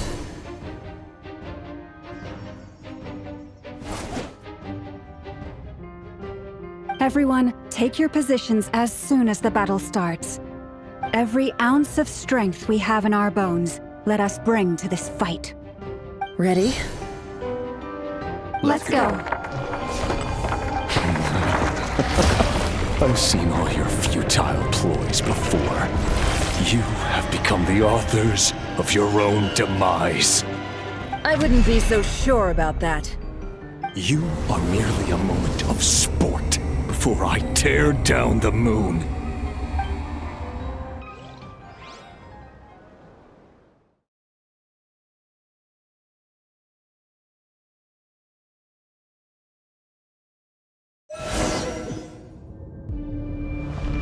Stay on your toes. Yep, you too!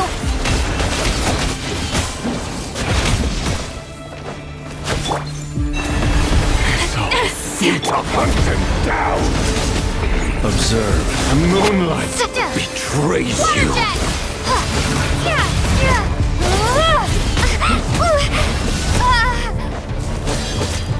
No more lies. Pathetic. Let me help you guys. Moonlight betrays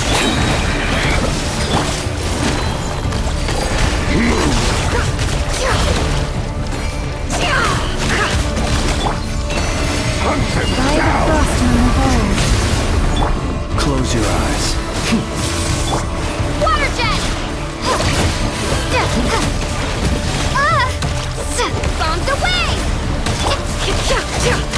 No more lies. Hunt him down! Leave this. The moonlight betrays you. With one heart, we pray. It all adds up. The deception ends here. Hunt him down! Go! Be silent. The night comes. Steady now. The moonlight betrays you. No more lies. Pathetic. Futile.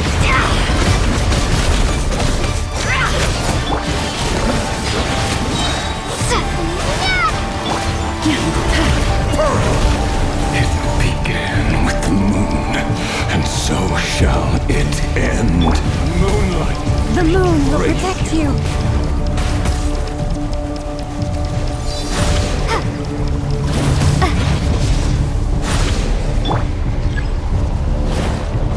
Branch into song.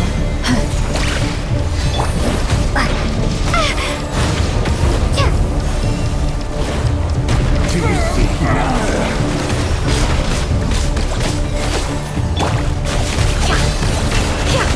Fenrir, when will it be as you foretold?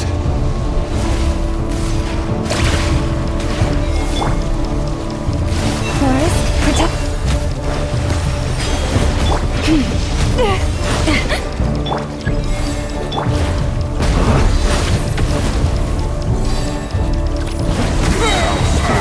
Welcome here. Water jet! Bombs away! Seek within.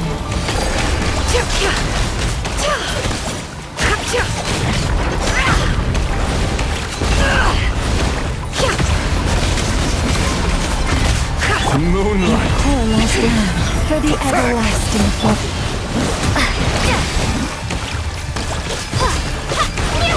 Move.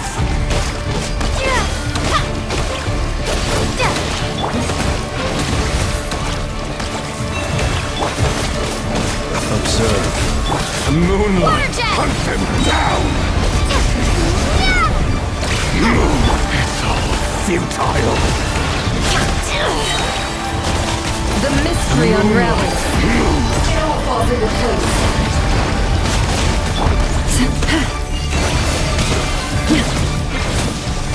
Close your eyes. Be silent. Do you fear the dark? Pathetic. Go! Hunt him down. Leave this place. Futile. Close your eyes. Are you quite finished? Absurd. It all adds up. Let's see what you're made of. With one heart, we pray. Forest, Futile. Steady now.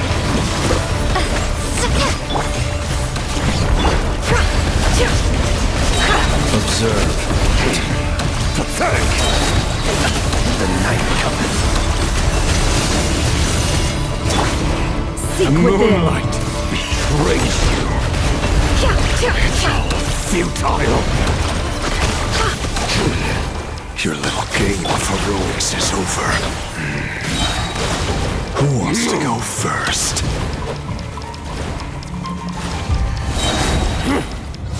Now, get out of my sight! No! Death is We've been within my separated. grasp! You okay? Never! Where are the others? Stuck outside the barrier. I guess it really doesn't matter. I told you before, knowing too much is always a death sentence. Be careful what you wish for.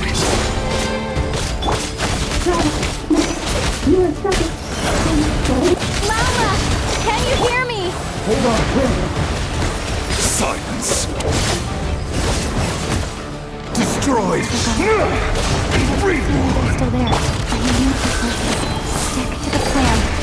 Remember my most important task. Just keep stalling him. If I can stall him for long enough, the moment will come. No more lies. It all falls into place. Seek within.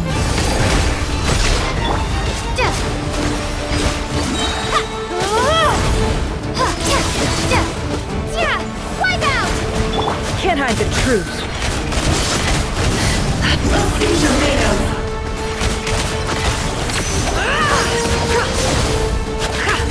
No more lies. Time to go clean.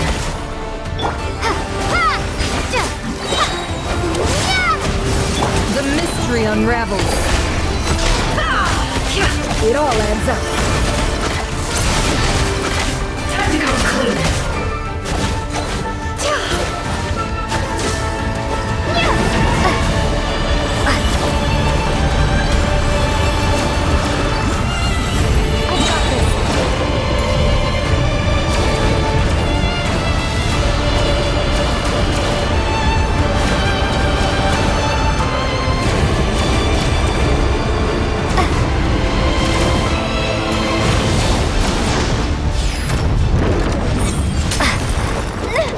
The shield's broken. I can't keep this up. Don't push your luck. Death is within my grasp! It all falls into place. Go!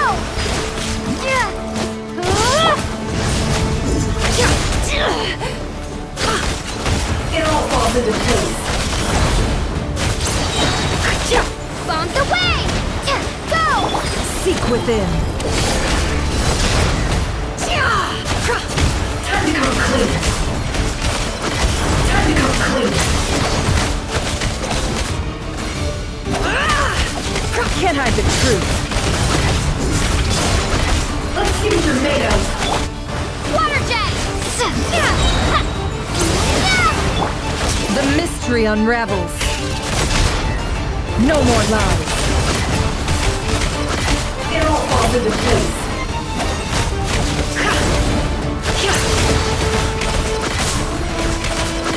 Let's see what you're made of. Destroyed! Reborn! Wipe out! It all adds up. No more lies. The deception ends here.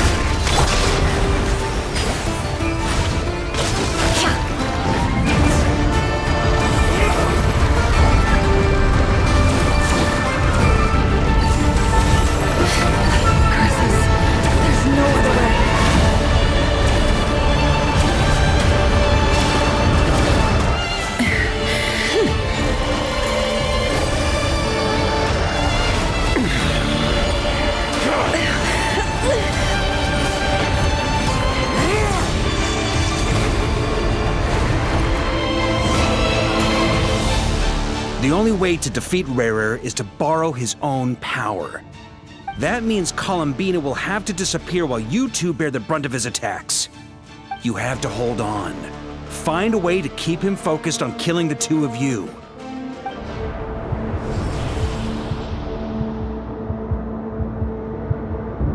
Never! Your eyes are bleeding. Soon you will be powerless to resist. And then, I will reduce you to dust. But that dust will plague your memories. Come on, keep holding on. Any other tricks up your sleeve? Let's see them. As entertaining as they are, you've backed yourself into a corner. You don't fool me. I see your fear clear as day. I have to stoke his rage. Make him unleash everything. You fear what you could never defeat. You fear the thought of never being able to save your beloved.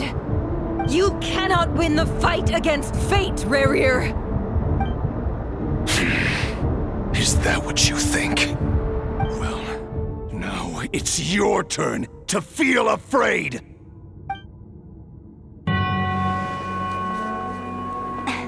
You fear the sound of your own name? Is it us you hate? Or is it what you've become? Let's see what becomes of you!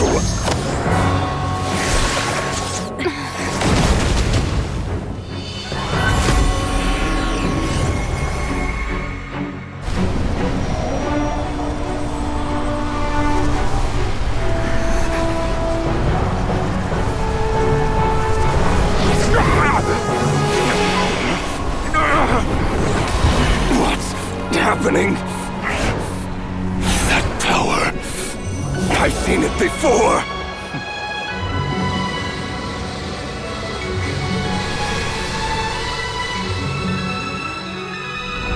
His power is on another level. We'll need to use an alchemical array to convert his power into a usable form. Then quickly channel it into Columbina, rendering her powerful enough to compete with him. I'll join you. I can help.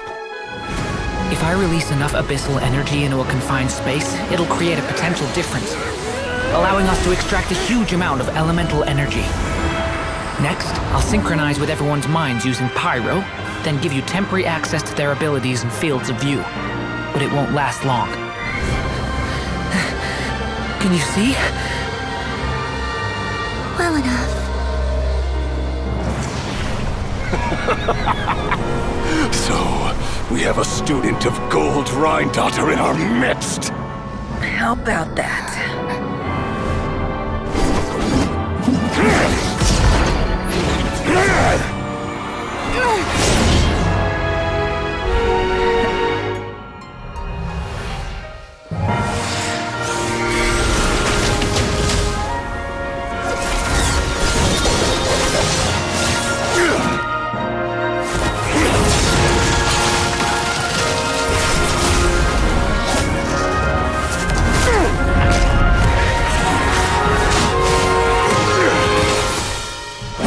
You use my own power against me? Just like how you stole Kuvaki. Look familiar?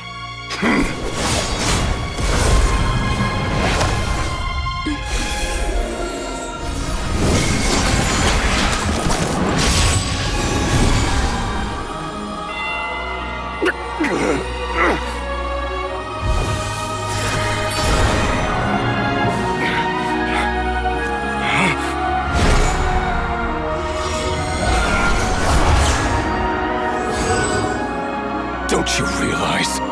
You don't have the power to hold that gate open! I don't, but someone else does.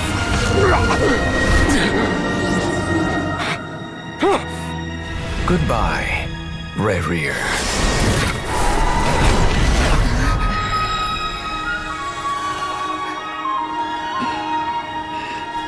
We won.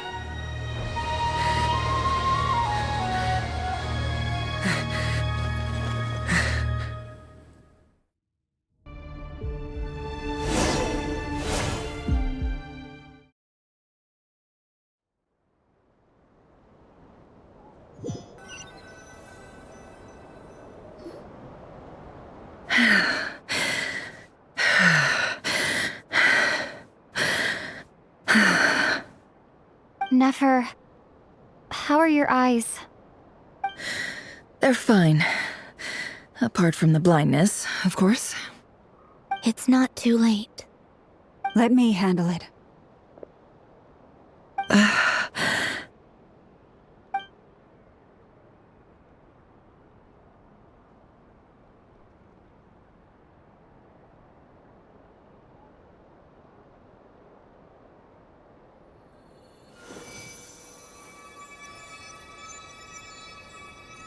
Miss Nefer, it's not like you to lose your composure. That was the most reckless thing I've ever seen you do. Reckless how? The situation was critical. Our lives were at stake. We had to do something. Even so. Okay. I guess you're right. Under the circumstances, it was a wise decision. You traded your eyes for An incredible victory. In business terms, I suppose that's a huge return on investment. I'd be hard-pressed to argue otherwise. Still, I don't like this outcome, and I don't want you to lose your sight for good. People suffer when they make sacrifices they shouldn't have to make, whether that means faith, strength, or in this case, your ability to even see. I had hoped you could win without sacrificing so much as a single hair on your head. Thank you. Really. All done. Don't try and open your eyes just yet. We'll see how you're doing in a couple of days. Until then, please follow your recovery plan to the letter. I'll send full details through Yehoda. For now, just get yourself home, relax, and rest. My dear friends, we have fought bravely and achieved a spectacular victory. A dark cloud has been lifted from the skies of Nodcry. All in this land will be grateful for what you have done. The moon will remember this day. Thank you both.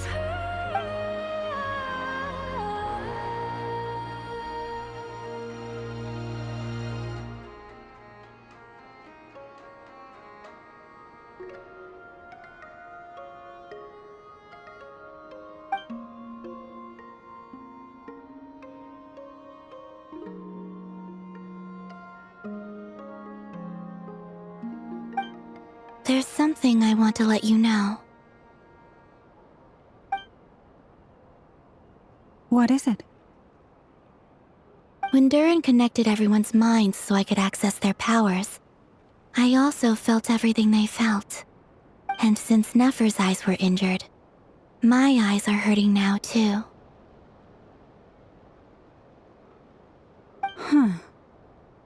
Hold on. Let me try. I only feel the pain. There's no actual damage. I just thought I should tell you. You're right. There's no damage. That's a relief. But I must say, I'm surprised to hear the Kutar share something like this with me. In the past, you never used to open up about yourself. Things are a little different now from how they were. I'm learning to share how I truly feel with my friends. Friends? You have no idea how glad I am to hear that.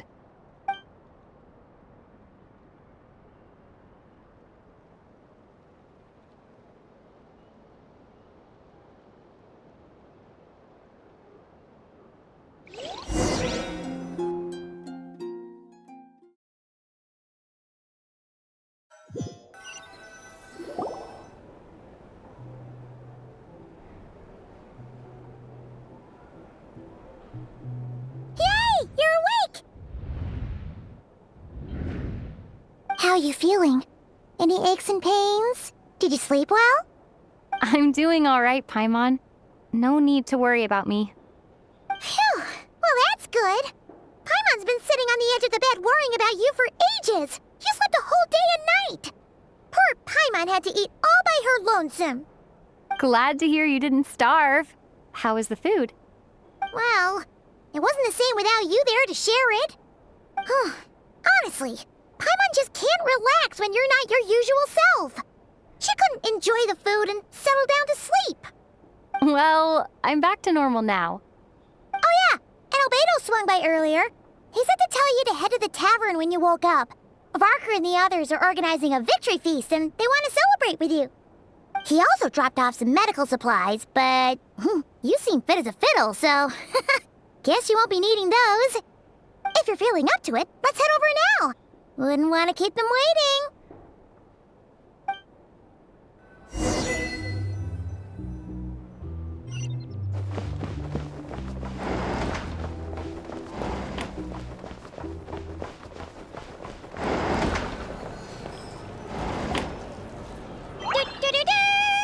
We're here! Oh, Traveler and Paimon! Perfect timing! We were literally just saying how there's no way we're holding this victory feast without you any longer, and we would have postponed it till tomorrow. How are you feeling today? Much better, thanks. Don't worry about me. Relieved to hear it. If that changes, just let me know. Happy to check you over at any time. Yep, we're here for you. Anything you need, just let us know. Oh wait, where's Nefer? How are her eyes doing? Nefer's right over there. I'm sure she'd love to catch up with you.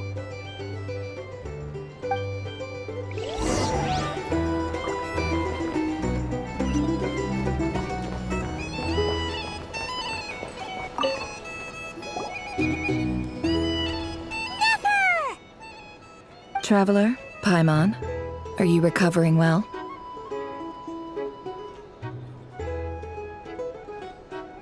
Turns out that moon chanter has some real talent after all. My eyes were mostly recovered after just a couple days' rest. I can actually open them again now. Yeah, but you gotta be careful. Lauma says not to strain your eyes while they're still healing. Yes, thank you. I'm well aware. Yehoda, could I borrow you for a moment? I could do with an extra pair of hands. Oh, sure. Coming. Did you hear that? I gotta go help Lauma for a second. You guys chat among yourselves. I'll grab us some drinks on the way back. Paimon, you still like 'em sweet? You bet. Make it extra sweet, because Paimon's earned it. Sure thing.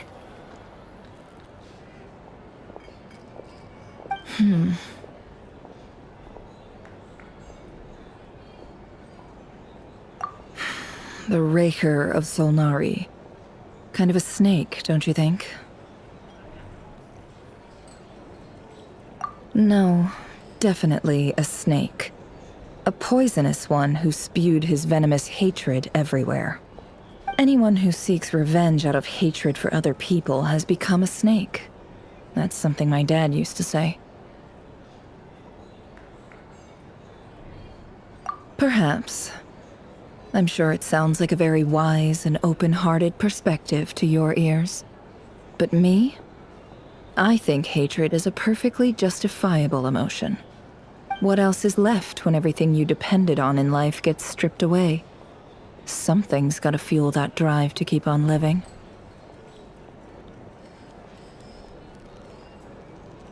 If you're worried about me, you can nip that in the bud. I'm not someone who gets stuck in the past. It's just... I suddenly feel like I was wrong to call my father a liar. He was just a fool. That's why the academia turned their back on him, and why the other tribes ganged up on him. Oh, Father. How much better things could have been if you were a skilled liar. Look at the Ibis King.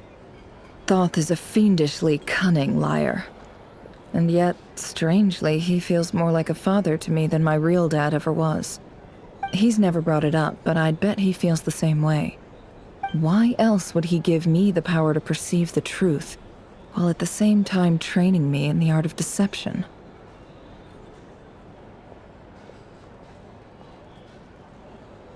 Well, King Deshret banished him to Aru, which is essentially a prison, and posed 3 questions to him. He promised that he'd have his freedom if he could find the answers. His response was to take on a physical form and approach me, hoping that I could become his envoy and search for one of the answers on his behalf. Did he really think I'd fall for that? He's stuck there. He can't make me return what he gave to me.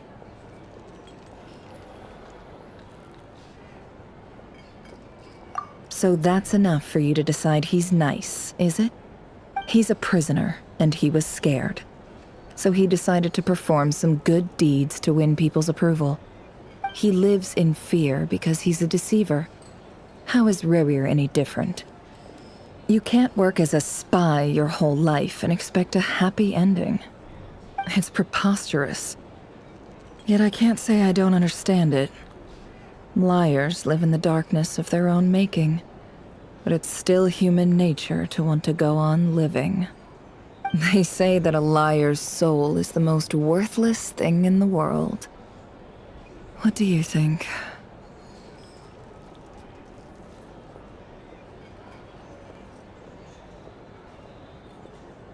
Oh, really? Well, it takes a very kind person to find compassion even for liars. If you ask me, the soul of a liar really is worth nothing. Because all they care about is themselves. For example, when something good falls into my lap, I don't go sharing the news around. Stops other people trying to steal it from me.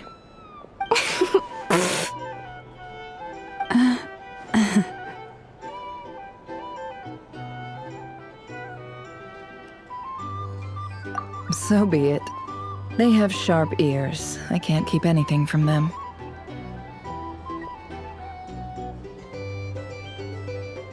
Oh, is that what it looks like?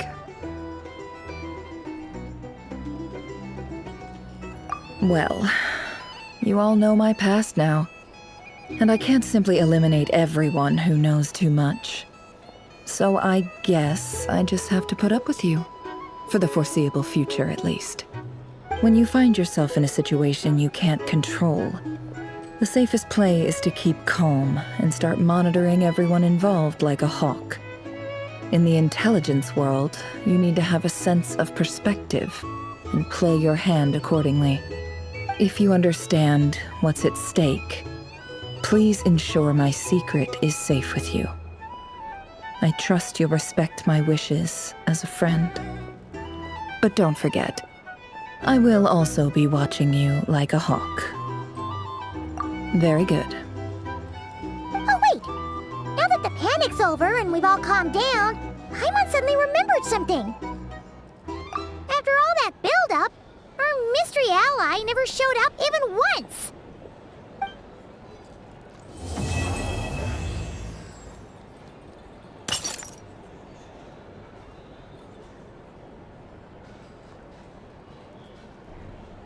Huh? Am I imagining things?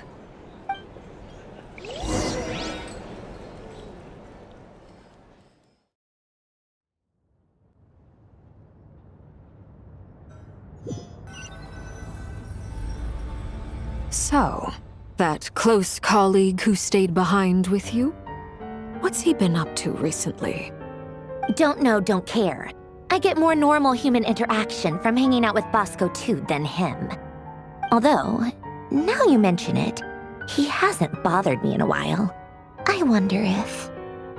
If he's disappeared without a trace, it's the biggest gift he ever gave to the world. But I somehow doubt that's what's going on. He won't lie low forever. So we'd better stay on guard.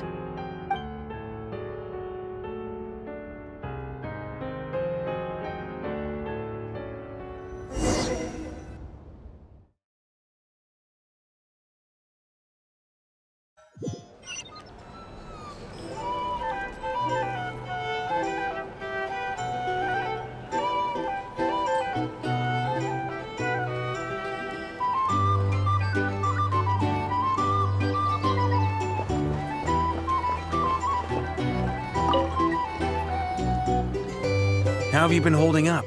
Any adverse reactions? If you start to take a turn for the worse, make sure you tell me right away. You don't need to worry about me, Grandmaster. I'm fine. I mean, I barely did anything, so... What? You're too humble, young man. You played an indispensable role in the battle for Notcry. We can't thank you enough for your support. Sometimes, when people praise you, it's because you deserve it. The best thing is to accept it calmly and with grace. It's important to learn how to respond to words of admiration. Let's do a quick demonstration. Albedo, that was an incredible feat of alchemy. The pressure was on, but you worked flawlessly at lightning speed to get the job done. Thank you. I can't take all the credit, though. Durin played a big part in forming the alchemical array. See? Did you catch that? A masterclass in how to take a compliment.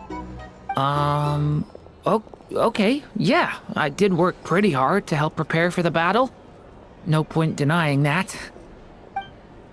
Hey, you guys!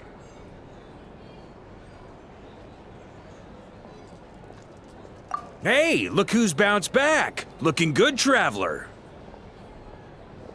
Seems like you've recovered. You won't need to take any more medication. Can I get you a drink? Huh? You know how to order at a bar now? You've sure learned a lot recently. Handling a drinks order is ridiculously simple compared to alchemy. Don't worry, I'll blend into society yet. Paimon believes it. You're clearly a fast learner, just like your brother. To be totally honest though, Paimon didn't quite follow all the details when you first explained the plan to us. Don't worry, that's completely understandable. Unless you're a student of alchemy, it's hard to grasp the principle and how the process works. To put it in the simplest terms, we saw how our enemy stole the power of Kuvaki. And that gave us the idea of stealing his power to turn it against him. When facing an enemy you have no hope of defeating, it's best not to engage them in battle. So, instead of looking for a way to overpower him, we decided to help Columbina get strong enough to at least stand up to him in a fight. For this to work, we had to analyze his modes of attack, confirm who his main target was, and make sure that he wouldn't go beyond the range of the alchemical array. For added security, we prepared a total of 4 arrays. But to mitigate the impact of the battle, we identified one location in particular as the ideal spot, which is where the confrontation took place. The alchemical array absorbed his abyssal power. Then Durin processed it to render it usable by Columbina. That power enabled her to do what would otherwise have been nigh on impossible. What surprised me was that Dainsleif actually agreed to join us. Given his history with Rerir, he had every right to sit this one out. But we're extremely grateful for the decision he made.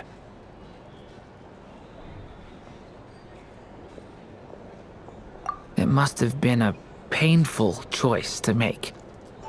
But I'm sure that making a decision was far better for him than staying in limbo. Absolutely. He was torn between 2 paths, but in the end, he made his choice and stuck to it resolutely. He doesn't strike me as the sort of person who'd stay trapped in limbo for long. Anyway, however you cut it, everyone gave a stellar performance. And now, it's time to kick back and celebrate. Hey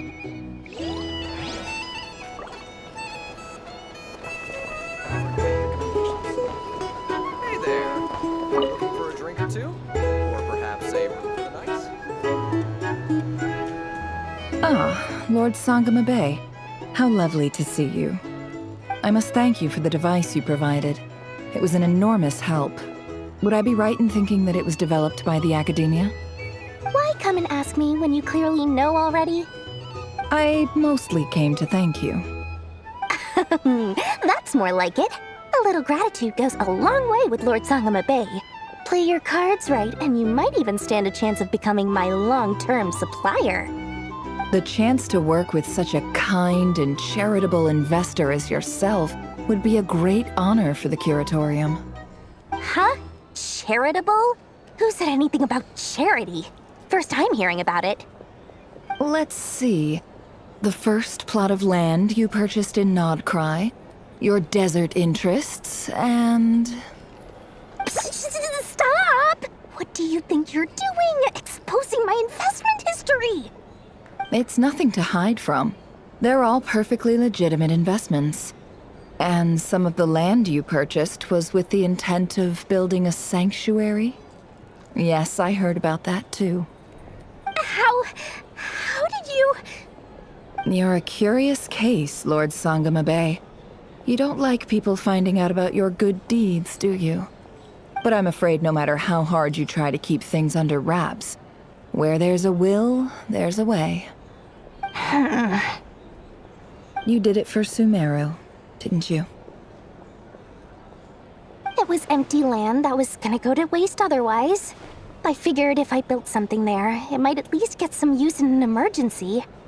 Disasters are capricious things. They strike without any warning. I've lost family to a disaster before, and I don't want to lose any friends or business partners if I can help it. My elder sister used to dream of finding a sanctuary.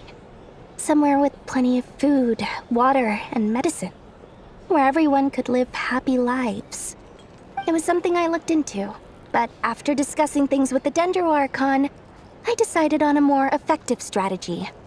The tech people handled the tech, and Moneybags provided the Mora. It just made the most sense. It's a pity that so few people know the truth about you. Everyone says that you view everything in terms of Mora, and all you care about is growing your own wealth. So, what's the problem with that? Everyone wants to be rich. It's human nature. So yes, I love Mora, and it's nothing to be ashamed of. But surely you have dreams of your own beyond just making Mora. You don't get it, do you? My dream is to invest in other people's dreams. And, make a nice little slice for myself along the way. Just thinking about it makes me happy. That sweet, sweet sound of Mora. Thank you. For the device? And the pendant. Oh, that. I was just returning a favor. Don't worry about it. Seems like we've both been away from home for a very long time. Yeah. So long that I barely remember what my family even looked like. That would be your mother, father, and sister? Yeah, though it's been years since my sister passed away. It's not like I want to forget them, obviously, but memory can be even more ruthless than the most calculating business person. Beyond a certain point, if something isn't helping you, it just gets rid of it. My sister can't help me now. Slowly but surely, her face is fading from my mind's eye. It's become a vague impression. Not everything will fade. When loved ones pass away, the beautiful memories are the ones that last the longest. Yeah, that's true. If you ask me, that's the one silver lining in all of it. Well, that, plus, I'm sure that life is much better now than it was back then. Oh, absolutely. I have tons of Mora, a big beautiful house, business is booming, and I'm as happy as can be. You've got a lot going for you too. Boss of the Curatorium of Secrets? I'm sure there's plenty of Mora to be made in that line of work. I appreciate the vote of confidence.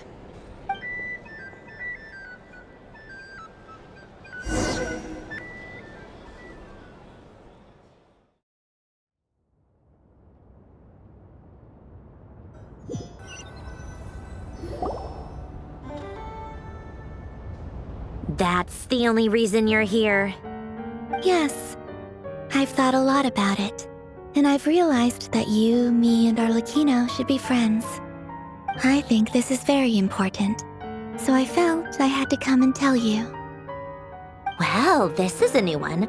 I'm so moved. I can't even hold my teacup. If that's all, you can leave now.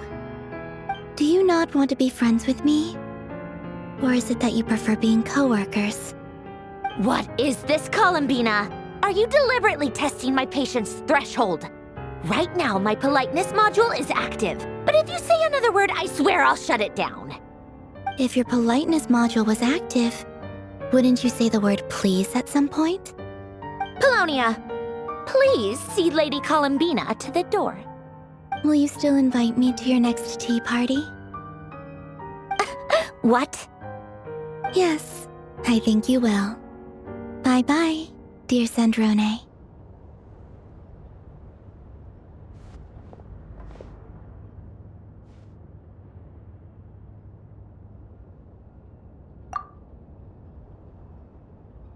Last time, the Wild Hunt escorted you out. Would you rather I handled it myself this time? We just wanted to, see how you were doing now that it's all over. Why?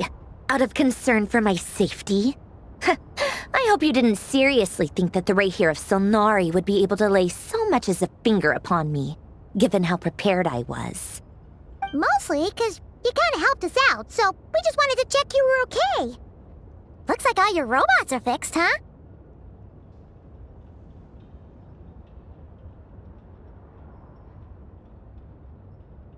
Oh, don't you worry about that. Tea time is already a write-off. The visitor before you managed to kill my appetite. If you're in the mood for tea, go ahead and help yourself. Otherwise, it's going to waste. My coasters are still missing in action, though. Use this notebook instead. Whoa! Pretty hefty notebook. Look at all those calculations. You can ignore those. They're just dumb scribblings. I doodle and write in my free time. Sometimes I remember the distant dreamlike past. Sometimes I imagine the far-flung future. And other times, I grit my teeth and note down all the crazy nonsense going on in the present. Some people do the crosswords in the newspaper. This is my equivalent of that. Trying to predict the future is like daydreaming, and writing about the present just makes me furious. The past is my favorite. If nothing else, it's already set in stone, so I don't have to rack my brains trying to figure it all out. Huh. Although, having said that, the only vaguely interesting memory in my past is probably that guy they call Lord Artificer.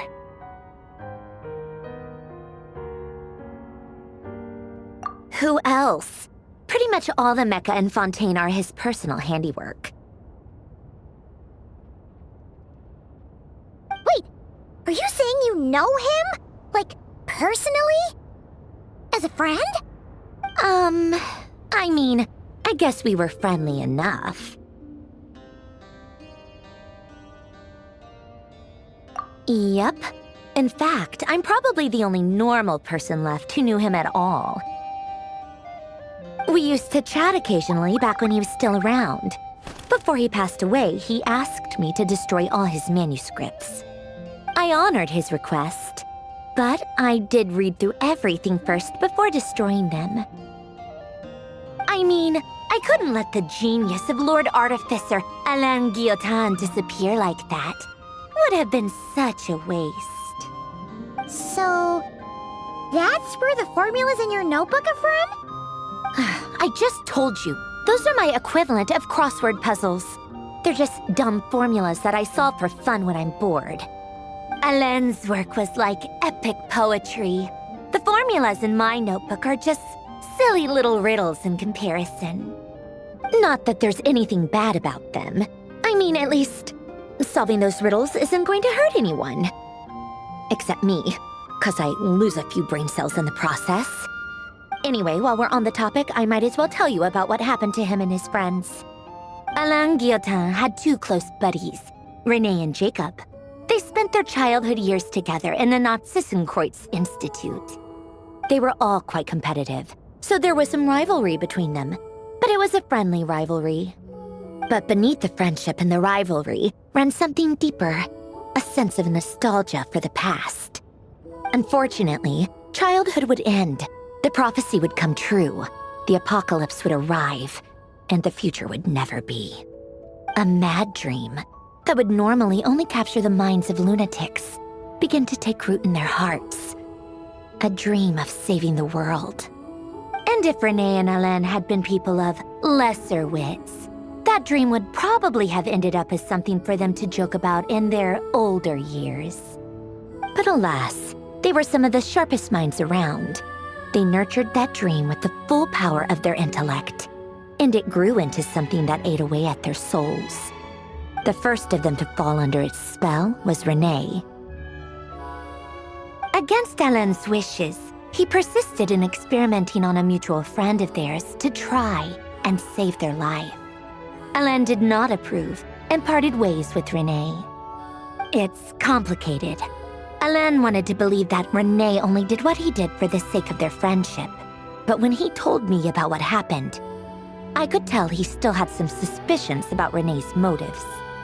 Perhaps the seed that would grow into a nightmare had already sprouted in René's mind. Even then. The next time they met, René's soul had been completely engulfed by the dream of salvation. His futile attempt to change the tide of fate only resulted in a wave that swallowed up the world, even before the apocalypse came. And although that wave died down eventually, I hear that it just recently came back with a vengeance. As I understand, René wanted to live out his dream of salvation once more. But I'm told that the attempted resurgence finally died out for good. At long last, Renee awoke from his deluded dream. Though of course by then it was far too late. What do you think of Renee? Do you admire his transcendent genius? His view that any price was worth paying to achieve the lofty goal of saving the world? Or do you despise him?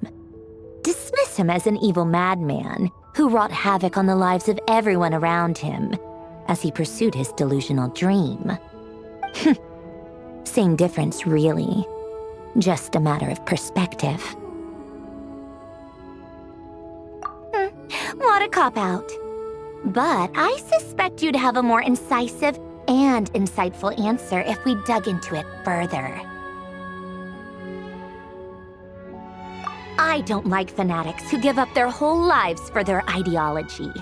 Nor do I like fools who let their delusions take control. Maybe I could understand if Renee had just been an ordinary person. But he had a sage-like intellect. And still managed to get himself lost in the labyrinth of his own desires. Anyway, that's enough about Renee. Now, moving on to Alain Guillotin, the Lord Artificer. He managed to put a stop to the first storm whipped up by Renee. But after that, Alain lost his friends and family. To his credit, I suppose, the loss of his family and friends was purely a tragic accident. It's not like Alain sacrificed them for his cause or anything. After that, the only thing supporting his work was the same dream that had dragged his closest friend down to the abyss.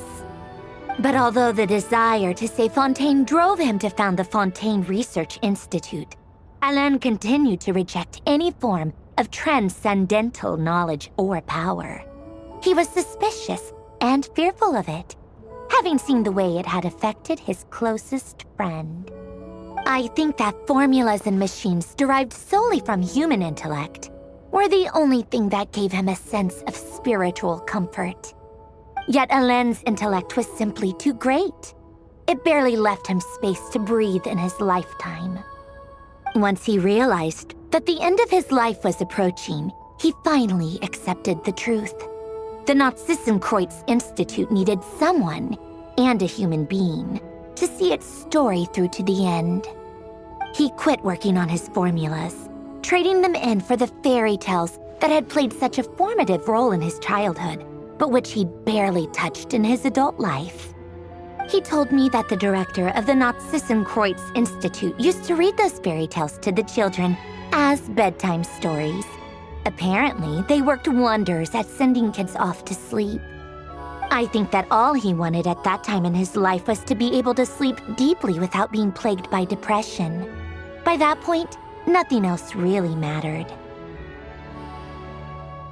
At the very end, he laid down to rest in the ruins of the former Nazissenkreuz Institute orphanage, while the Fontaine Research Institute he had founded continued tirelessly with its work. Many years after that, tensions over competing dreams would once again cause a rift, this time between members of the Fontaine Research Institute. But the actions of those fools had nothing at all to do with Alain. And that is the story of two people from the Nazissenkreuz Institute who both wanted to save the world. One went all in on his fantasy of salvation without ever looking back, and ended up calmly sinking to the bottom of the deepest sea. The other sought desperately to burn bright in his life, even though he wasn't sure where he was going. I do sometimes wonder, why is it that people like them have such grand hopes of saving the world? Even the grandest tree starts as a tiny seed. So perhaps, for each of them, their mission to save the world began with a very simple desire: to save themselves. They were young children with friends and family who mattered to them, desires to explore the meaning of life, ambitions to have a successful career. They didn't want to see all of that taken away in one fell swoop. Or maybe they just wanted to find something to anchor themselves within the chaos, to stop them getting quietly swept away by the storms of life. But instead, the search for their own salvation took them down the rocky road laid out by fate. Do you think the desire to save oneself is enough of a justification to try and save the world. The way you said that sounded just like Alain. I asked him the same question back when he was in his prime, putting all of his energy into his work. He gave the exact same answer as you did. No elaboration, just a quick short answer before getting right back to his work. He was always that way. All right, tea time's over. I owe Arlecchino a favor for telling me these stories. I'll have to bring a whole sack of gifts the next time I visit the House of the Hearth. I'm gonna go tinker with Polonia now.